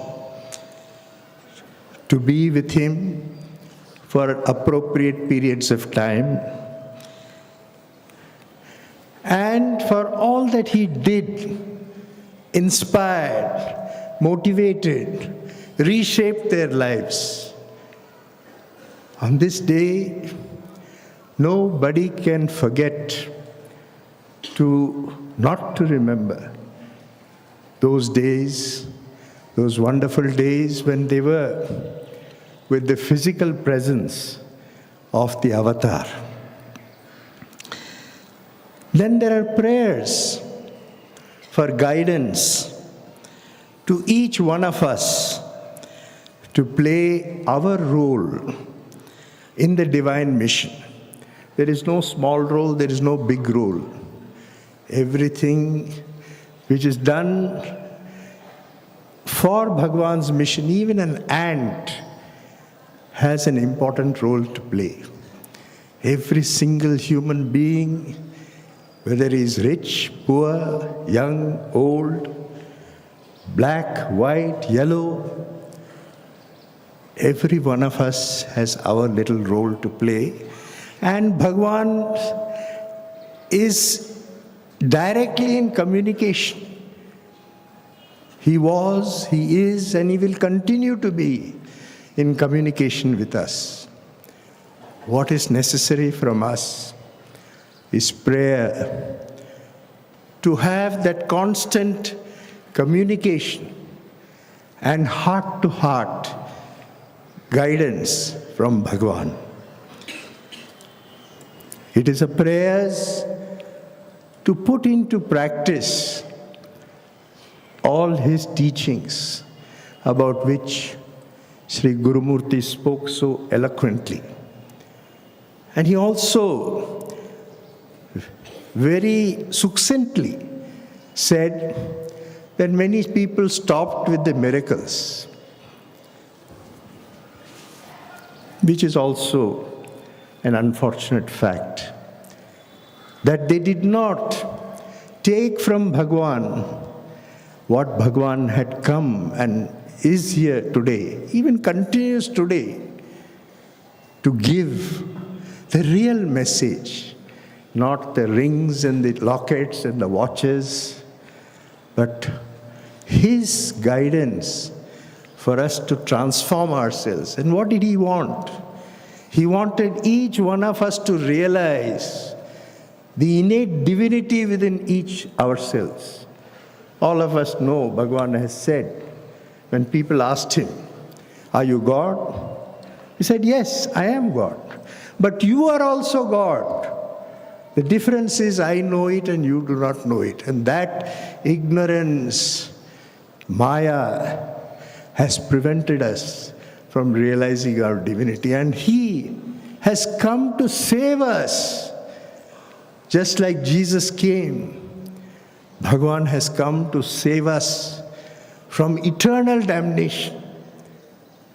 Let us not waste our lives. All his 85 years, Bhagavan gave of himself continuously, without any keeping back anything, whether he was in even if great personal discomfort. Our Sai Prakash spoke how at any time, not only for his boys, but for everybody he gave of himself. How many times we have seen late at night Bhagavan would come and inquire whether the devotees from Srikakulam have come. What is their arrangement made for their accommodation? Bhagavan had universal concern for the universe, continuing concern for devotees and for humanity. He gave of himself. He was Prema Swarupa and gave love, love, and love.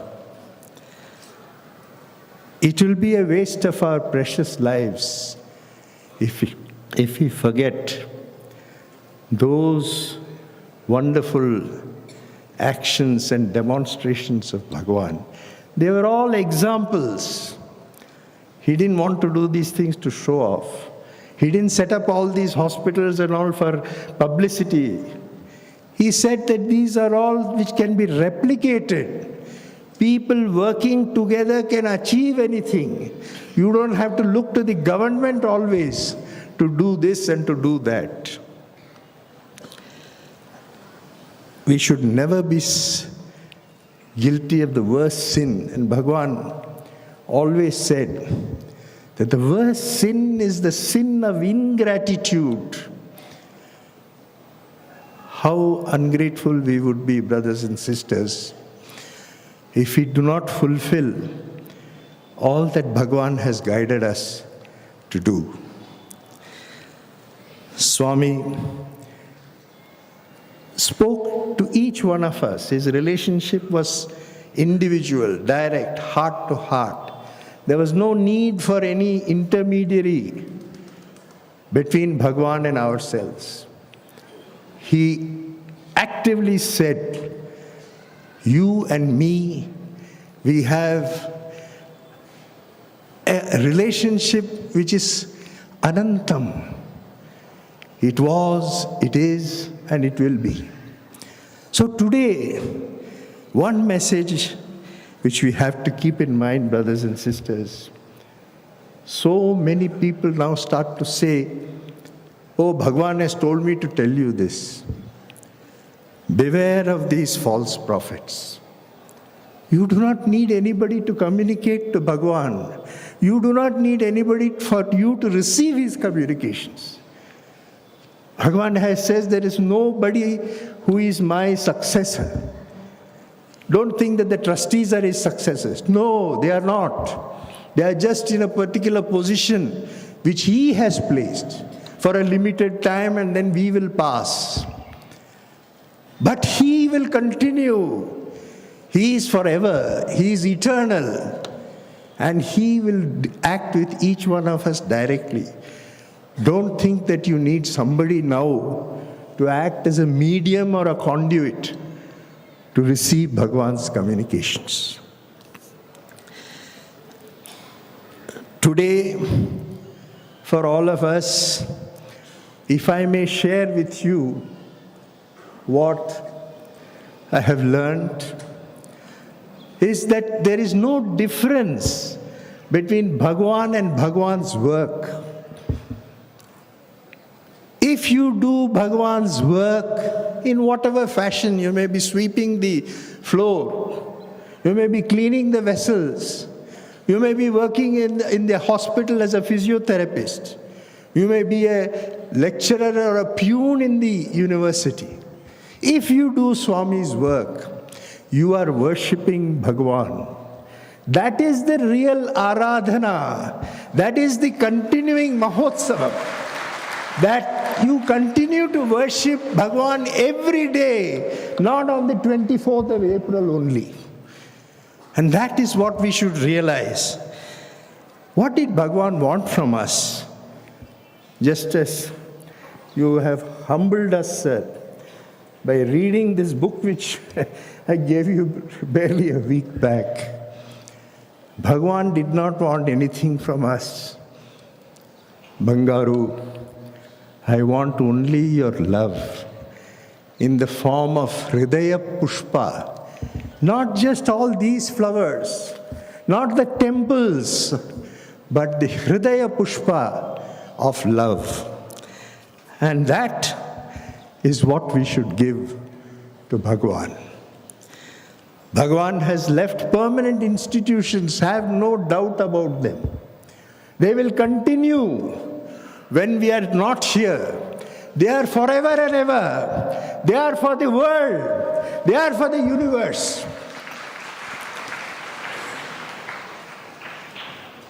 Whether the central trustees continue or not, the central trust will continue. That is Bhagavan's trust. We are here. We have, as he always used to tell us, we are all actors. There is a certain period on which we have to play our roles. And we should be conscious of that that we are only actors. We have a responsibility, we have a duty, and this is what we are to do. And that today, the trustees of the Central Trust, on whose behalf I'm speaking, would like to again pray to Bhagawan to guide us and make us conscious of our responsibility, not our rights. As he said, in this society we have become so conscious of rights, of our duties. And it is he who does. Who are we to do? And today, it is my privilege to announce that in the second phase of the Anantapur Rural Drinking Water Scheme, water supply has started in 50 villages out of the 118 which are covered by this project. It is Bhagawan's Sankalpa. We are fortunate, all of us, that we had a chance to experience it. And today, by His grace, the poor and the needy in these villages will receive in this hot sun the pure drinking water. Many things have happened in the last year. Bhagawan was always very particular that his hospitals should have the latest equipment, state of the art. And these last 2 years, the hospitals have been allocated over 40 crores of rupees for modernization of the facilities. They have a new cath lab, MRI, and all kinds, new CTs, and all kinds of facilities are there so that Bhagawan's hospitals, as they were, offer the best medical care to the poor and needy, and that will continue by Bhagawan's grace.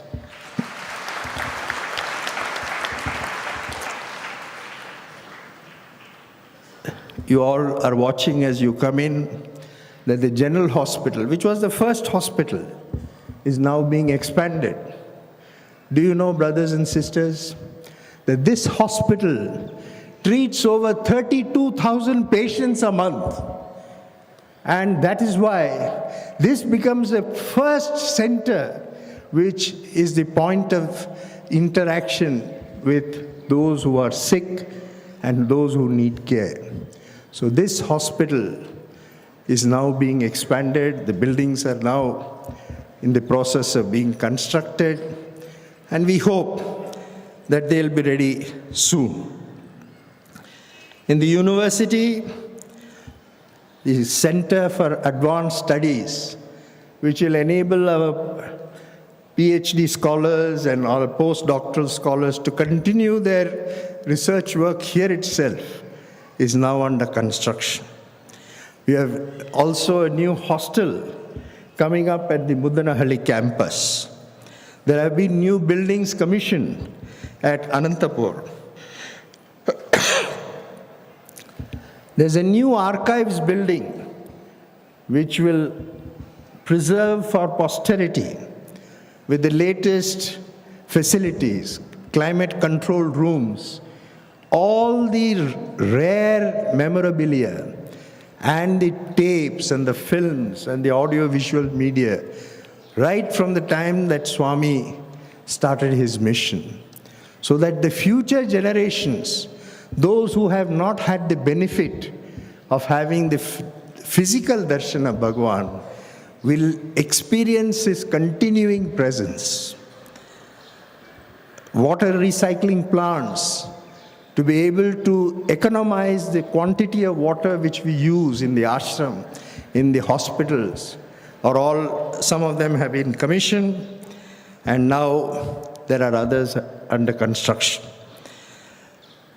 A new mobile hospital, just like what Bhagawan gave for the villages surrounding Puttaparthi, is being launched in Chennai by the Central Trust, which will serve over 2 lakhs of people in that area.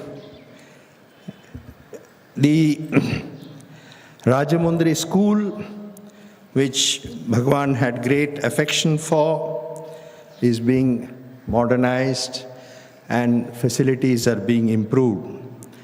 The 100 Sai schools are all getting assistance now from the Central Trust all over India. 55,000 students are in these schools, and they are being assisted to improve. Next year, dear brothers and sisters, is the year of the 90th birthday of Bhagawan.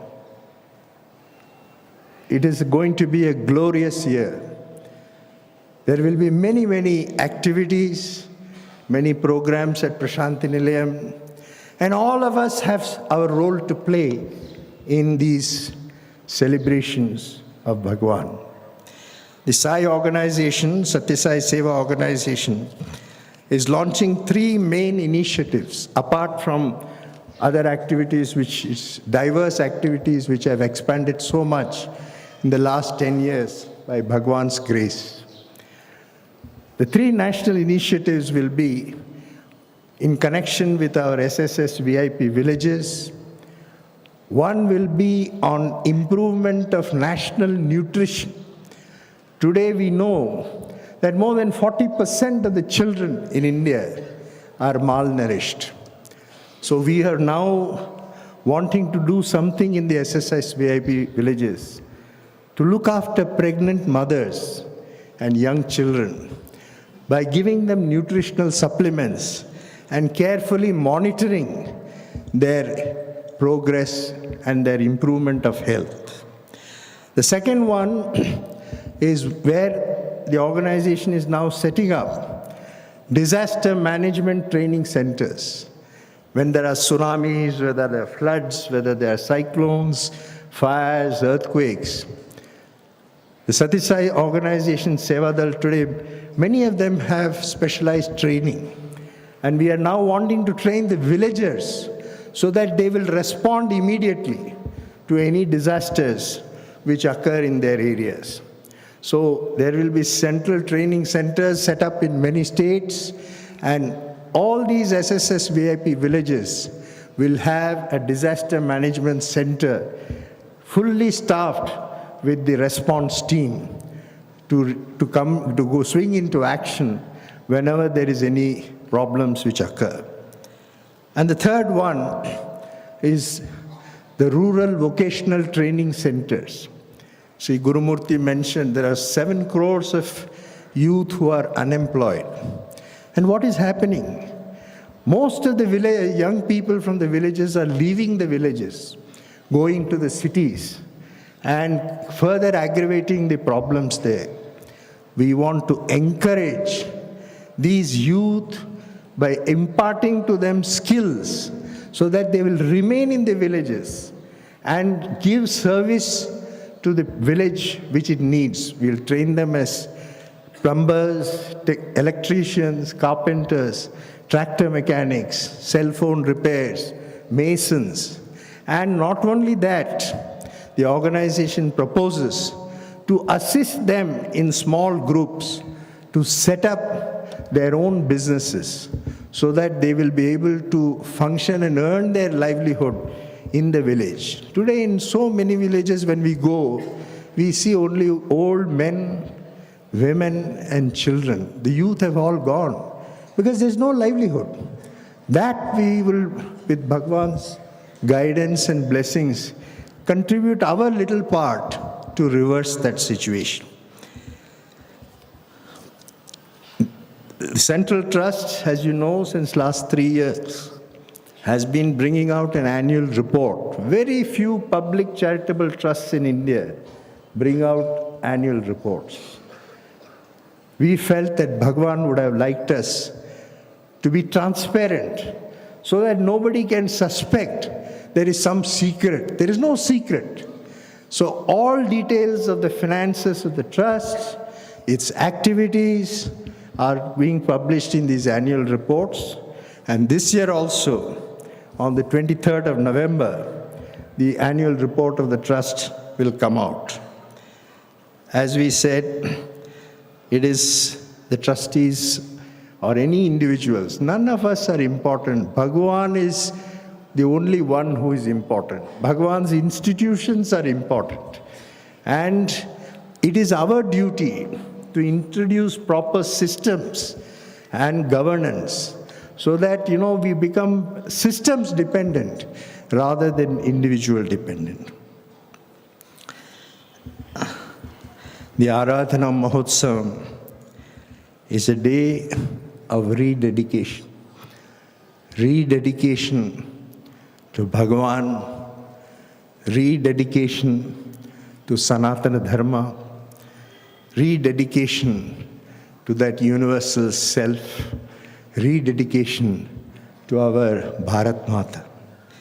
It is a day to rejoice that it is our good fortune to have been with Sai, to be with Sai, and to be with Sai in the future, in many lives, by His grace and Sankalpa. Jai Sai Ram.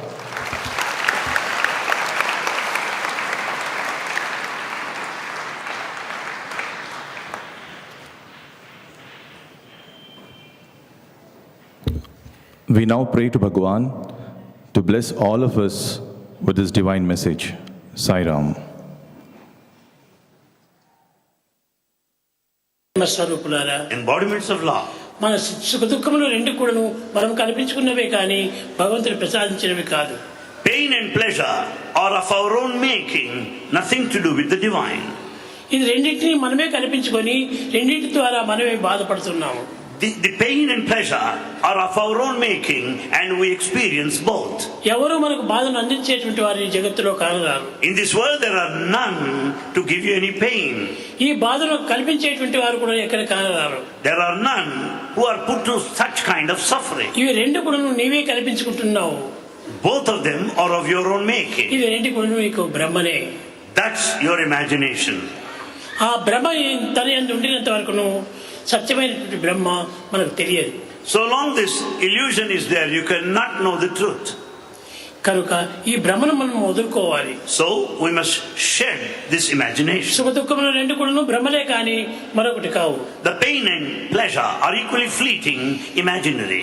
బిడ్డ తల్లి అనేటువంటిది కూడాను ఒక భ్రమనే కానీ నిజంగా బిడ్డ తల్లిలు కాదు. The child and mother are also imaginations, but not true. ప్రతి ఒక్కటి కూడాను భగవత్ విషయంలో ప్రవేశించినప్పుడు అన్ని కూడాను భ్రాంతులే. In respect of the divinity, when it's a matter of God, all our thoughts. తెల్లవారు లేచిన మొదలుకొని రాత్రి పరుండినంత వరకు కూడా మనకి భ్రమలే మనకు జీవితాన్ని కల్పిస్తున్నాయి. Right from the time we get up from bed until we retire, we are full of these thoughts and imaginations. జన్మించినటువంటి మానవుడు Man was taken. ఎంతవరకు తాను సత్యంగా ఉండగలడు? Man was taken, but how long is he going to live a క్రమక్రమేణా true life? పెరుగుతూ పెరుగుతూ పెరుగుతూ పోతుంది, తర్వాత కృంగుతూ వస్తుంది. To all he grows more and more, but naturally one day or other, the body should to fall. పుట్టడము పెరగటము ఇవన్నీ కూడాను అసత్యములే. The birth and growth are also untrue. కానీ ఇది మనం సత్యంగా భావించుకొని దీంతో మనం అనేక బాధలు పడుతున్నాం. We consider them as reality and hence we suffer. కనుక మనం ఏది చేసినప్పటికీ ఈ ఒక్కటి కూడా సత్యములు కాదు. Therefore whatever you may do, never consider any as truth. నీ కన్నులు తెరిచి చూసినప్పటికీ ఇన్ని శిరస్సులు కనిపిస్తున్నాయి. When you open your eyes, you see so many heads here. కానీ కన్నులు మూసుకుంటేవా ఒక్క శిరస్సు అయినా కనిపించదు. The moment you close your eyes, you don't see even one head. ఆ చిత్రములంతా ఎక్కడ పోయినాయి? What happened to all the heads? ఆ చిత్రములు ఎక్కడి నుంచి వచ్చాయి? Where from have they come? కాబట్టి ఎక్కడి నుంచి వచ్చాయో అక్కడికే పోయినాయి. They return to the place of their origin. ఎక్కడి నుంచి వచ్చిందో నీకు తెలియదు. You don't know where from. ఎక్కడ పోయిందో నీకు తెలియదు. You also do not know where they left. కనుక తెలియనటువంటి దాన్ని పట్టుకొని మనం బాధపడుతున్నాము. We suffer in order to know which is unknown. ఈ తెలియని దానికోసం బాధపడటం ఇది ఎంత పిచ్చితనము. It's total madness to worry for that which is not known. ఇది ఏది నేను కాదు, నావి కాదు అనేటువంటి సత్యాన్ని గుర్తించుకున్నప్పుడు నీకు ఎట్టి బాధ కూడా ఉండదు. If you know the reality that none belong to you, that you are none of these, then you will never suffer. కనుక అన్ని కూడా మన భ్రమతో కల్పించుకున్నామే కానీ సత్యమైనటువంటిది ఒక్కటి కూడా లేదు.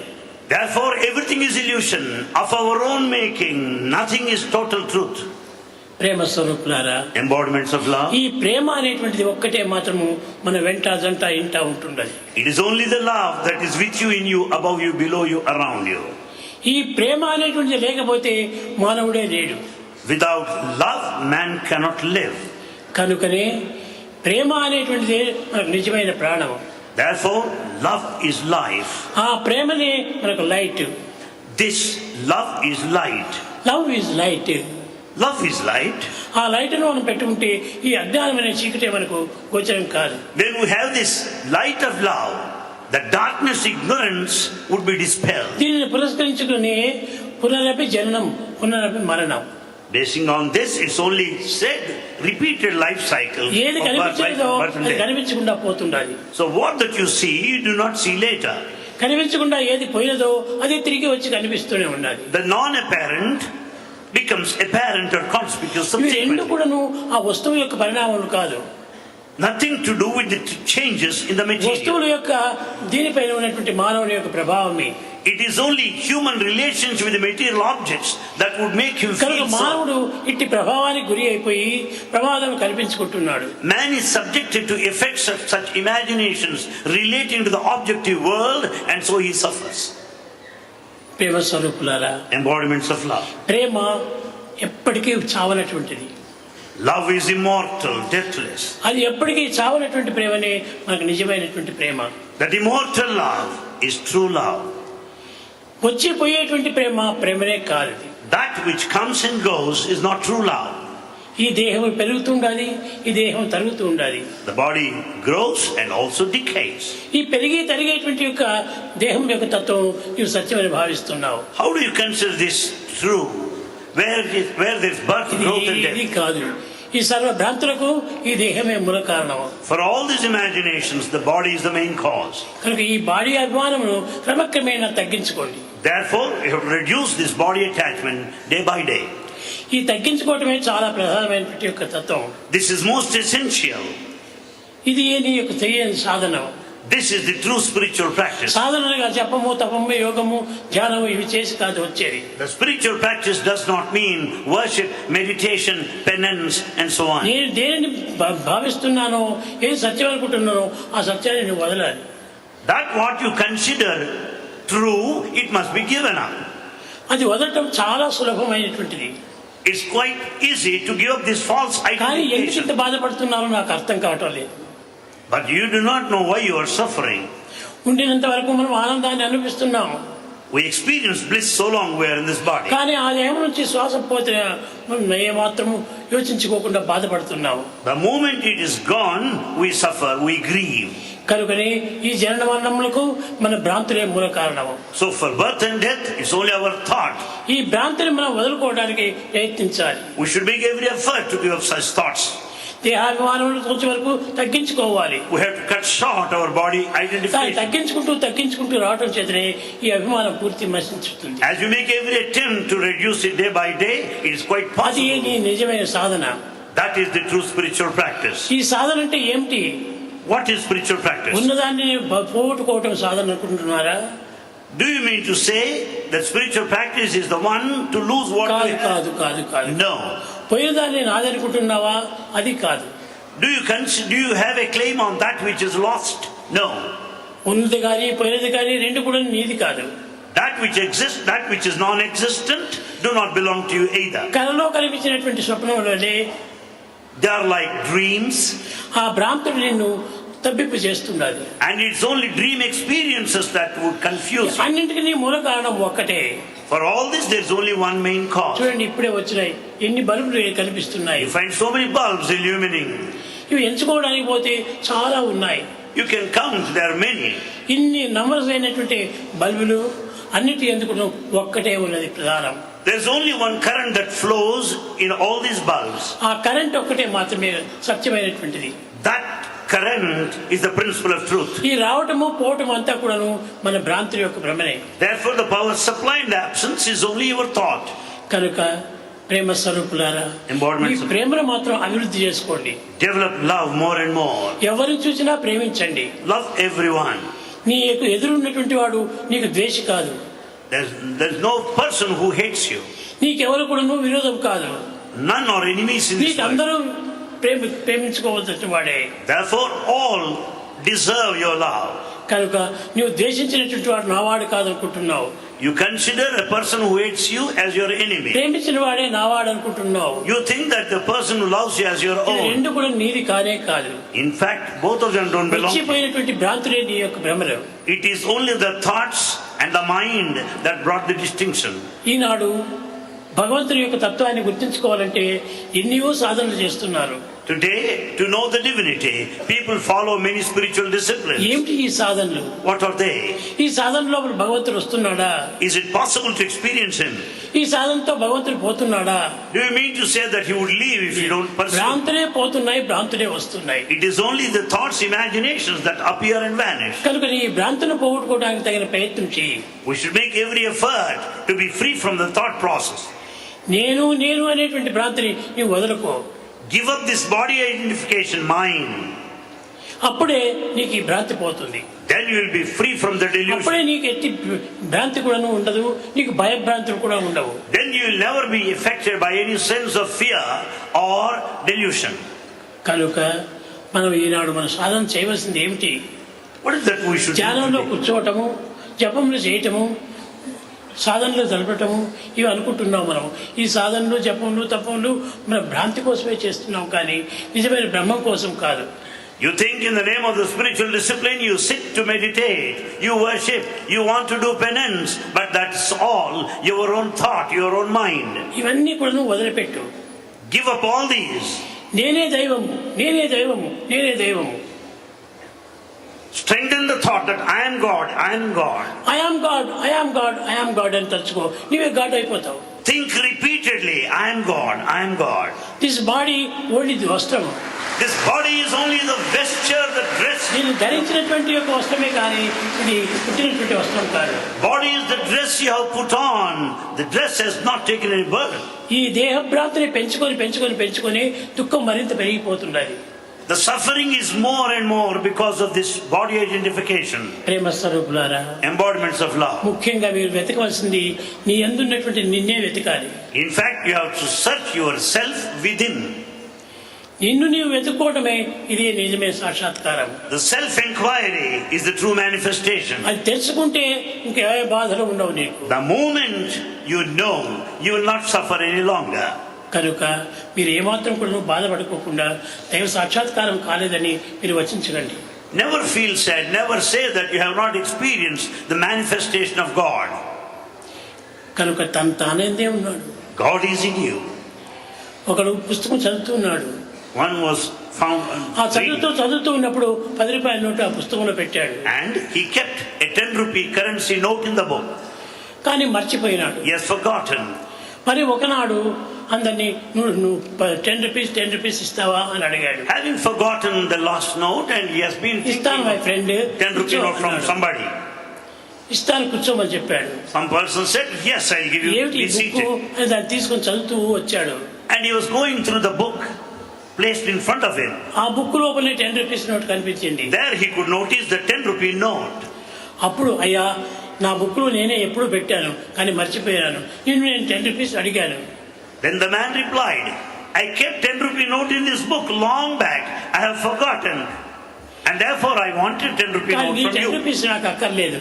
Well, I don't need your 10 నేను rupee note. పెట్టినటువంటి 10 రూపీస్ నాకు చిక్కింది. I have got this 10 rupee note with me now, which I kept it in the book long అప్పుడు back. నీకు ఏ విధమైనటువంటి రుణము ఉండదు. Then I am not indebted to you in any way. నీవు దానిని మరచి ఇతని దగ్గర 10 రూపాయల నోటు తీసుకుంటే నీవు ఎప్పటికైనా వాడికి రుణపడి ఉంటావు. If you forget the 10 rupee of your own and seek from someone else, you are indebted to him. కనుక ప్రతి తత్వమును కూడా తన యందే వెతకాలి కానీ బయట ఏమాత్రం వెతకనక్కర్లేదు. Therefore, every principle must be sought after in the interior, not outside. కనుక ఇలాంటి సత్యమైనటువంటి దీన్ని ఒక చిన్న మార్గంలోనే మనం గుర్తించవచ్చును. This truth can be known in a very simple way. ప్రేమ స్వరూపులైన విద్యార్థులారా, embodiments of love students, ఈ విద్యార్థులు కూడాను ఎన్నో రకమైనటువంటి భ్రాంతులతో చాలా ప్రయత్నాలు చేస్తున్నారు. students also make so many efforts because of their imaginations. మీరు ఏ వస్తువులు మీరు తెలుసుకోవాలన్నా బయట మాత్రం వెతకకండి. Never search for anything outside. మీ యందే ఉంటున్నది. The reality is within you. మీ సర్వస్వము మీ యందే ఉంటున్నది. Everything is within you. బయట వెతికేదంతా కూడా కల్పనలే. All that you are in search outside is imaginary. ఆ ఇమాజిన్కి మీరు తట్టుకోండి. Face that imagination, resist that. అప్పుడే మీకు శాంతి కలుగుతుంది. Then you will be peaceful. అప్పుడే నీకు సరిపోయినటువంటి నేను నేనే. Then you will know the truth behind this dictum, I am I. కనుకనే మీరు ఈ చిన్న విషయాన్ని తెలుసుకోవడానికి చాలా గ్రంథాలు, చాలా పరితపాలు జరుపుతూ ఉంటున్నారు. To know these simple truths, you go through so many sacred texts. కనుక ఈ టెస్ట్ అంతా కూడా పారవేయండి. Brush aside all these texts. నీ టేస్ట్ మాత్రం నీవు చక్కగా పట్టుకో. Go by the taste of your life, not the నీ text. టేస్ట్ నిన్ను చూడాలని నీవే. The taste is the taste of the self. కనుక నిన్ను నీవు చూసుకుంటే నీకు ఏ విధమైన టేస్ట్ ఉండదు. If you have got the taste of the reality yourself, you will not have taste after anything. కనుక ప్రేమ స్వరూపులారా, Embodiments of love. భజ గోవిందం భజ గోవిందం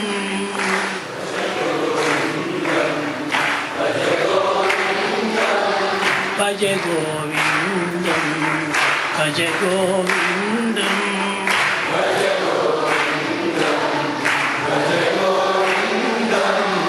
గోవిందం భజ మూఢమతే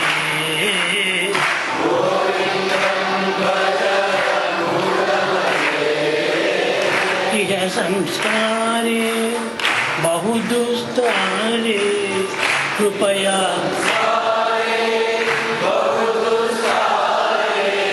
కృపయా పారే పాహి మురారే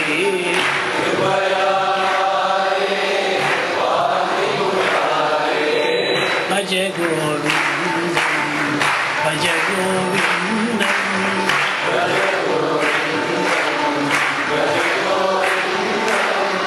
భజ గోవిందం భజ గోవిందం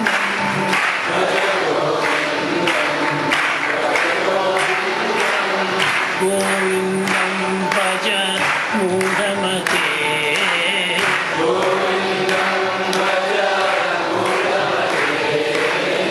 భజ గోవిందం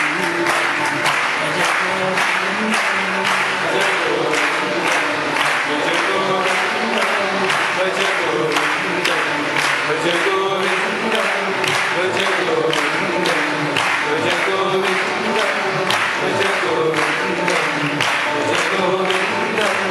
గోవిందం భజ మూఢమతే.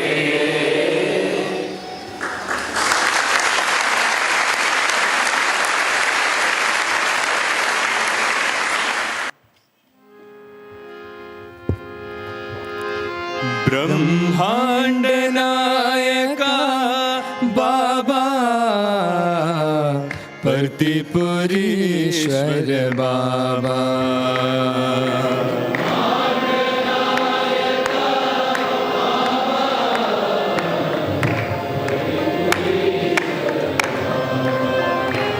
ब्रह्मांड नायका बाबा प्रतिपुरीश्वर बाबा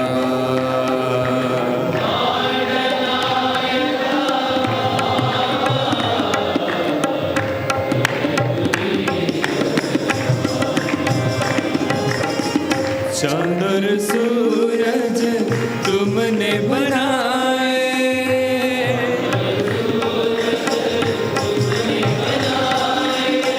नदियाँ सागर तुमने बनाए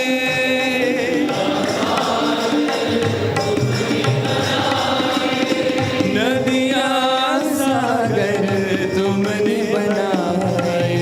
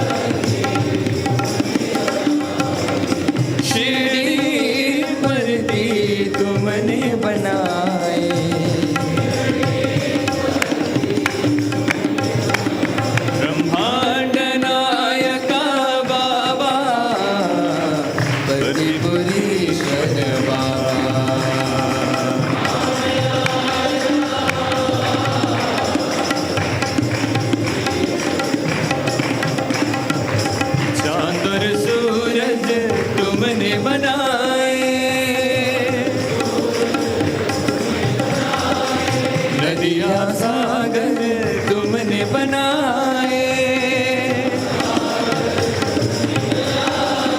नदिया सागर तुमने बनाए,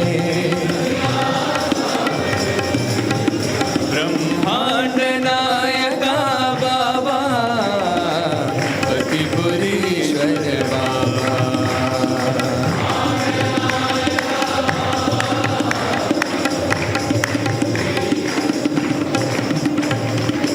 अयोध्या नगरी तुमने बनाई, द्वारका नगरी तुमने बसाई,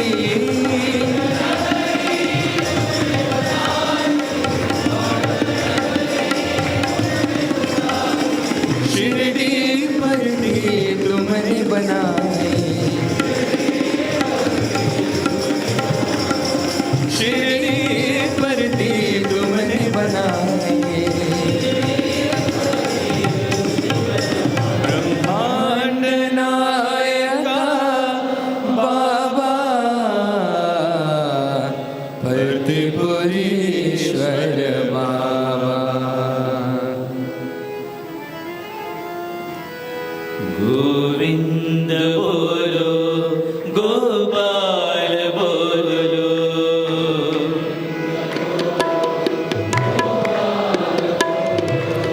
गोविंद बोलो गोपाल बोलो,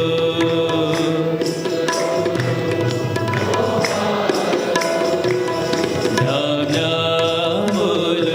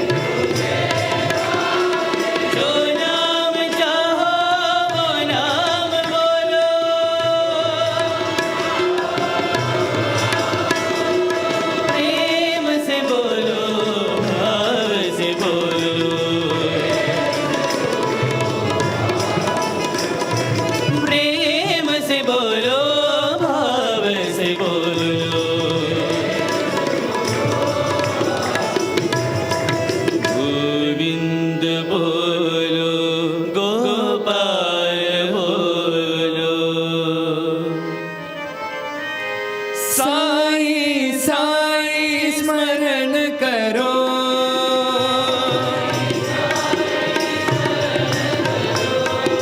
साई साई स्मरण करो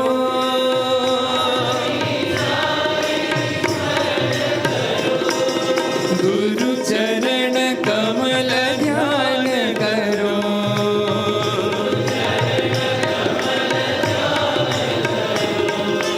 गुरु चरण कमल ध्यान करो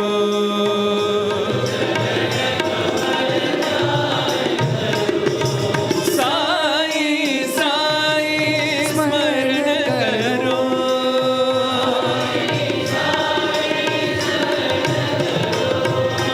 केशव माधव भजन करो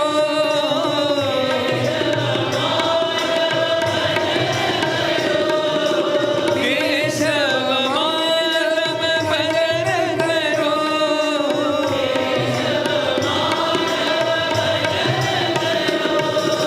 सद्गुरु साई सेवा करो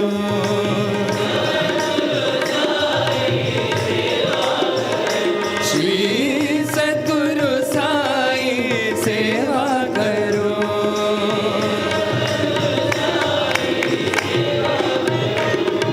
साई साई स्मरण करो गुरु चरण कमल ध्यान करो साई साई स्मरण करो केशव माधव भजन करो सद्गुरु साई सेवा करो श्री सद्गुरु साई सेवा करो साई साई स्मरण करो ओम जय जगदीश हरे स्वामी सत्य साई हरे भक्त जना संरक्षक भक्त जना संरक्षक पति महेश्वरा ओम जय जगदीश हरे शिवदना श्रीकरा सर्वा प्राणपते स्वामी सर्वा प्राणपते आश्रित कल्पलतिका आश्रित कल्पलतिका आपद्बान्धवा ओम जय जगदीश हरे माता पिता गुरुदेवमो मरियन्तयु नीवे स्वामी मरियन्तयु नीवे नाद ब्रह्म जगन्नाथा नाद ब्रह्म जगन्नाथा नागेन्द्र शयना ओम जय जगदीश हरे ओंकार रूप ओजस्वी साई महादेवा सत्य साई महादेवा मंगल आरती अंधुको मंगल आरती अंधुको मंदर गिरिधारी ओम जय जगदीश हरे नारायण नारायण ओम सत्य नारायण नारायण नारायण ओम नारायण नारायण ओम सत्य नारायण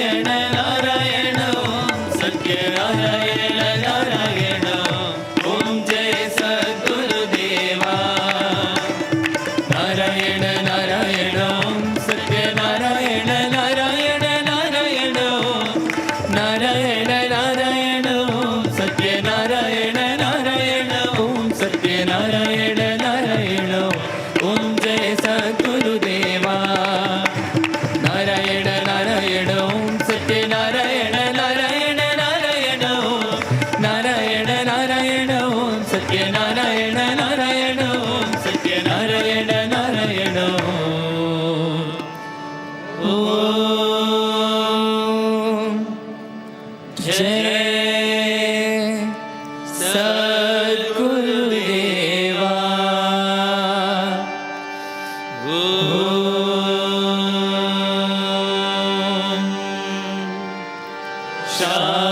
शांति शांति शांति समस्त लोका सुखिनो भवन्तु समस्त लोका सुखिनो भवन्तु समस्त लोका सुखिनो भवन्तु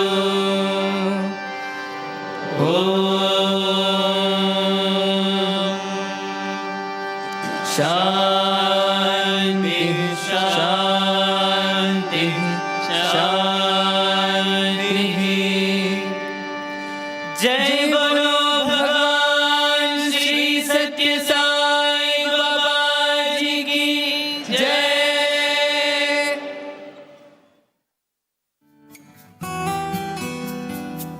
Till now, you were listening to the live proceedings from Sai Kulwant Hall, Prashanthi Nilayam.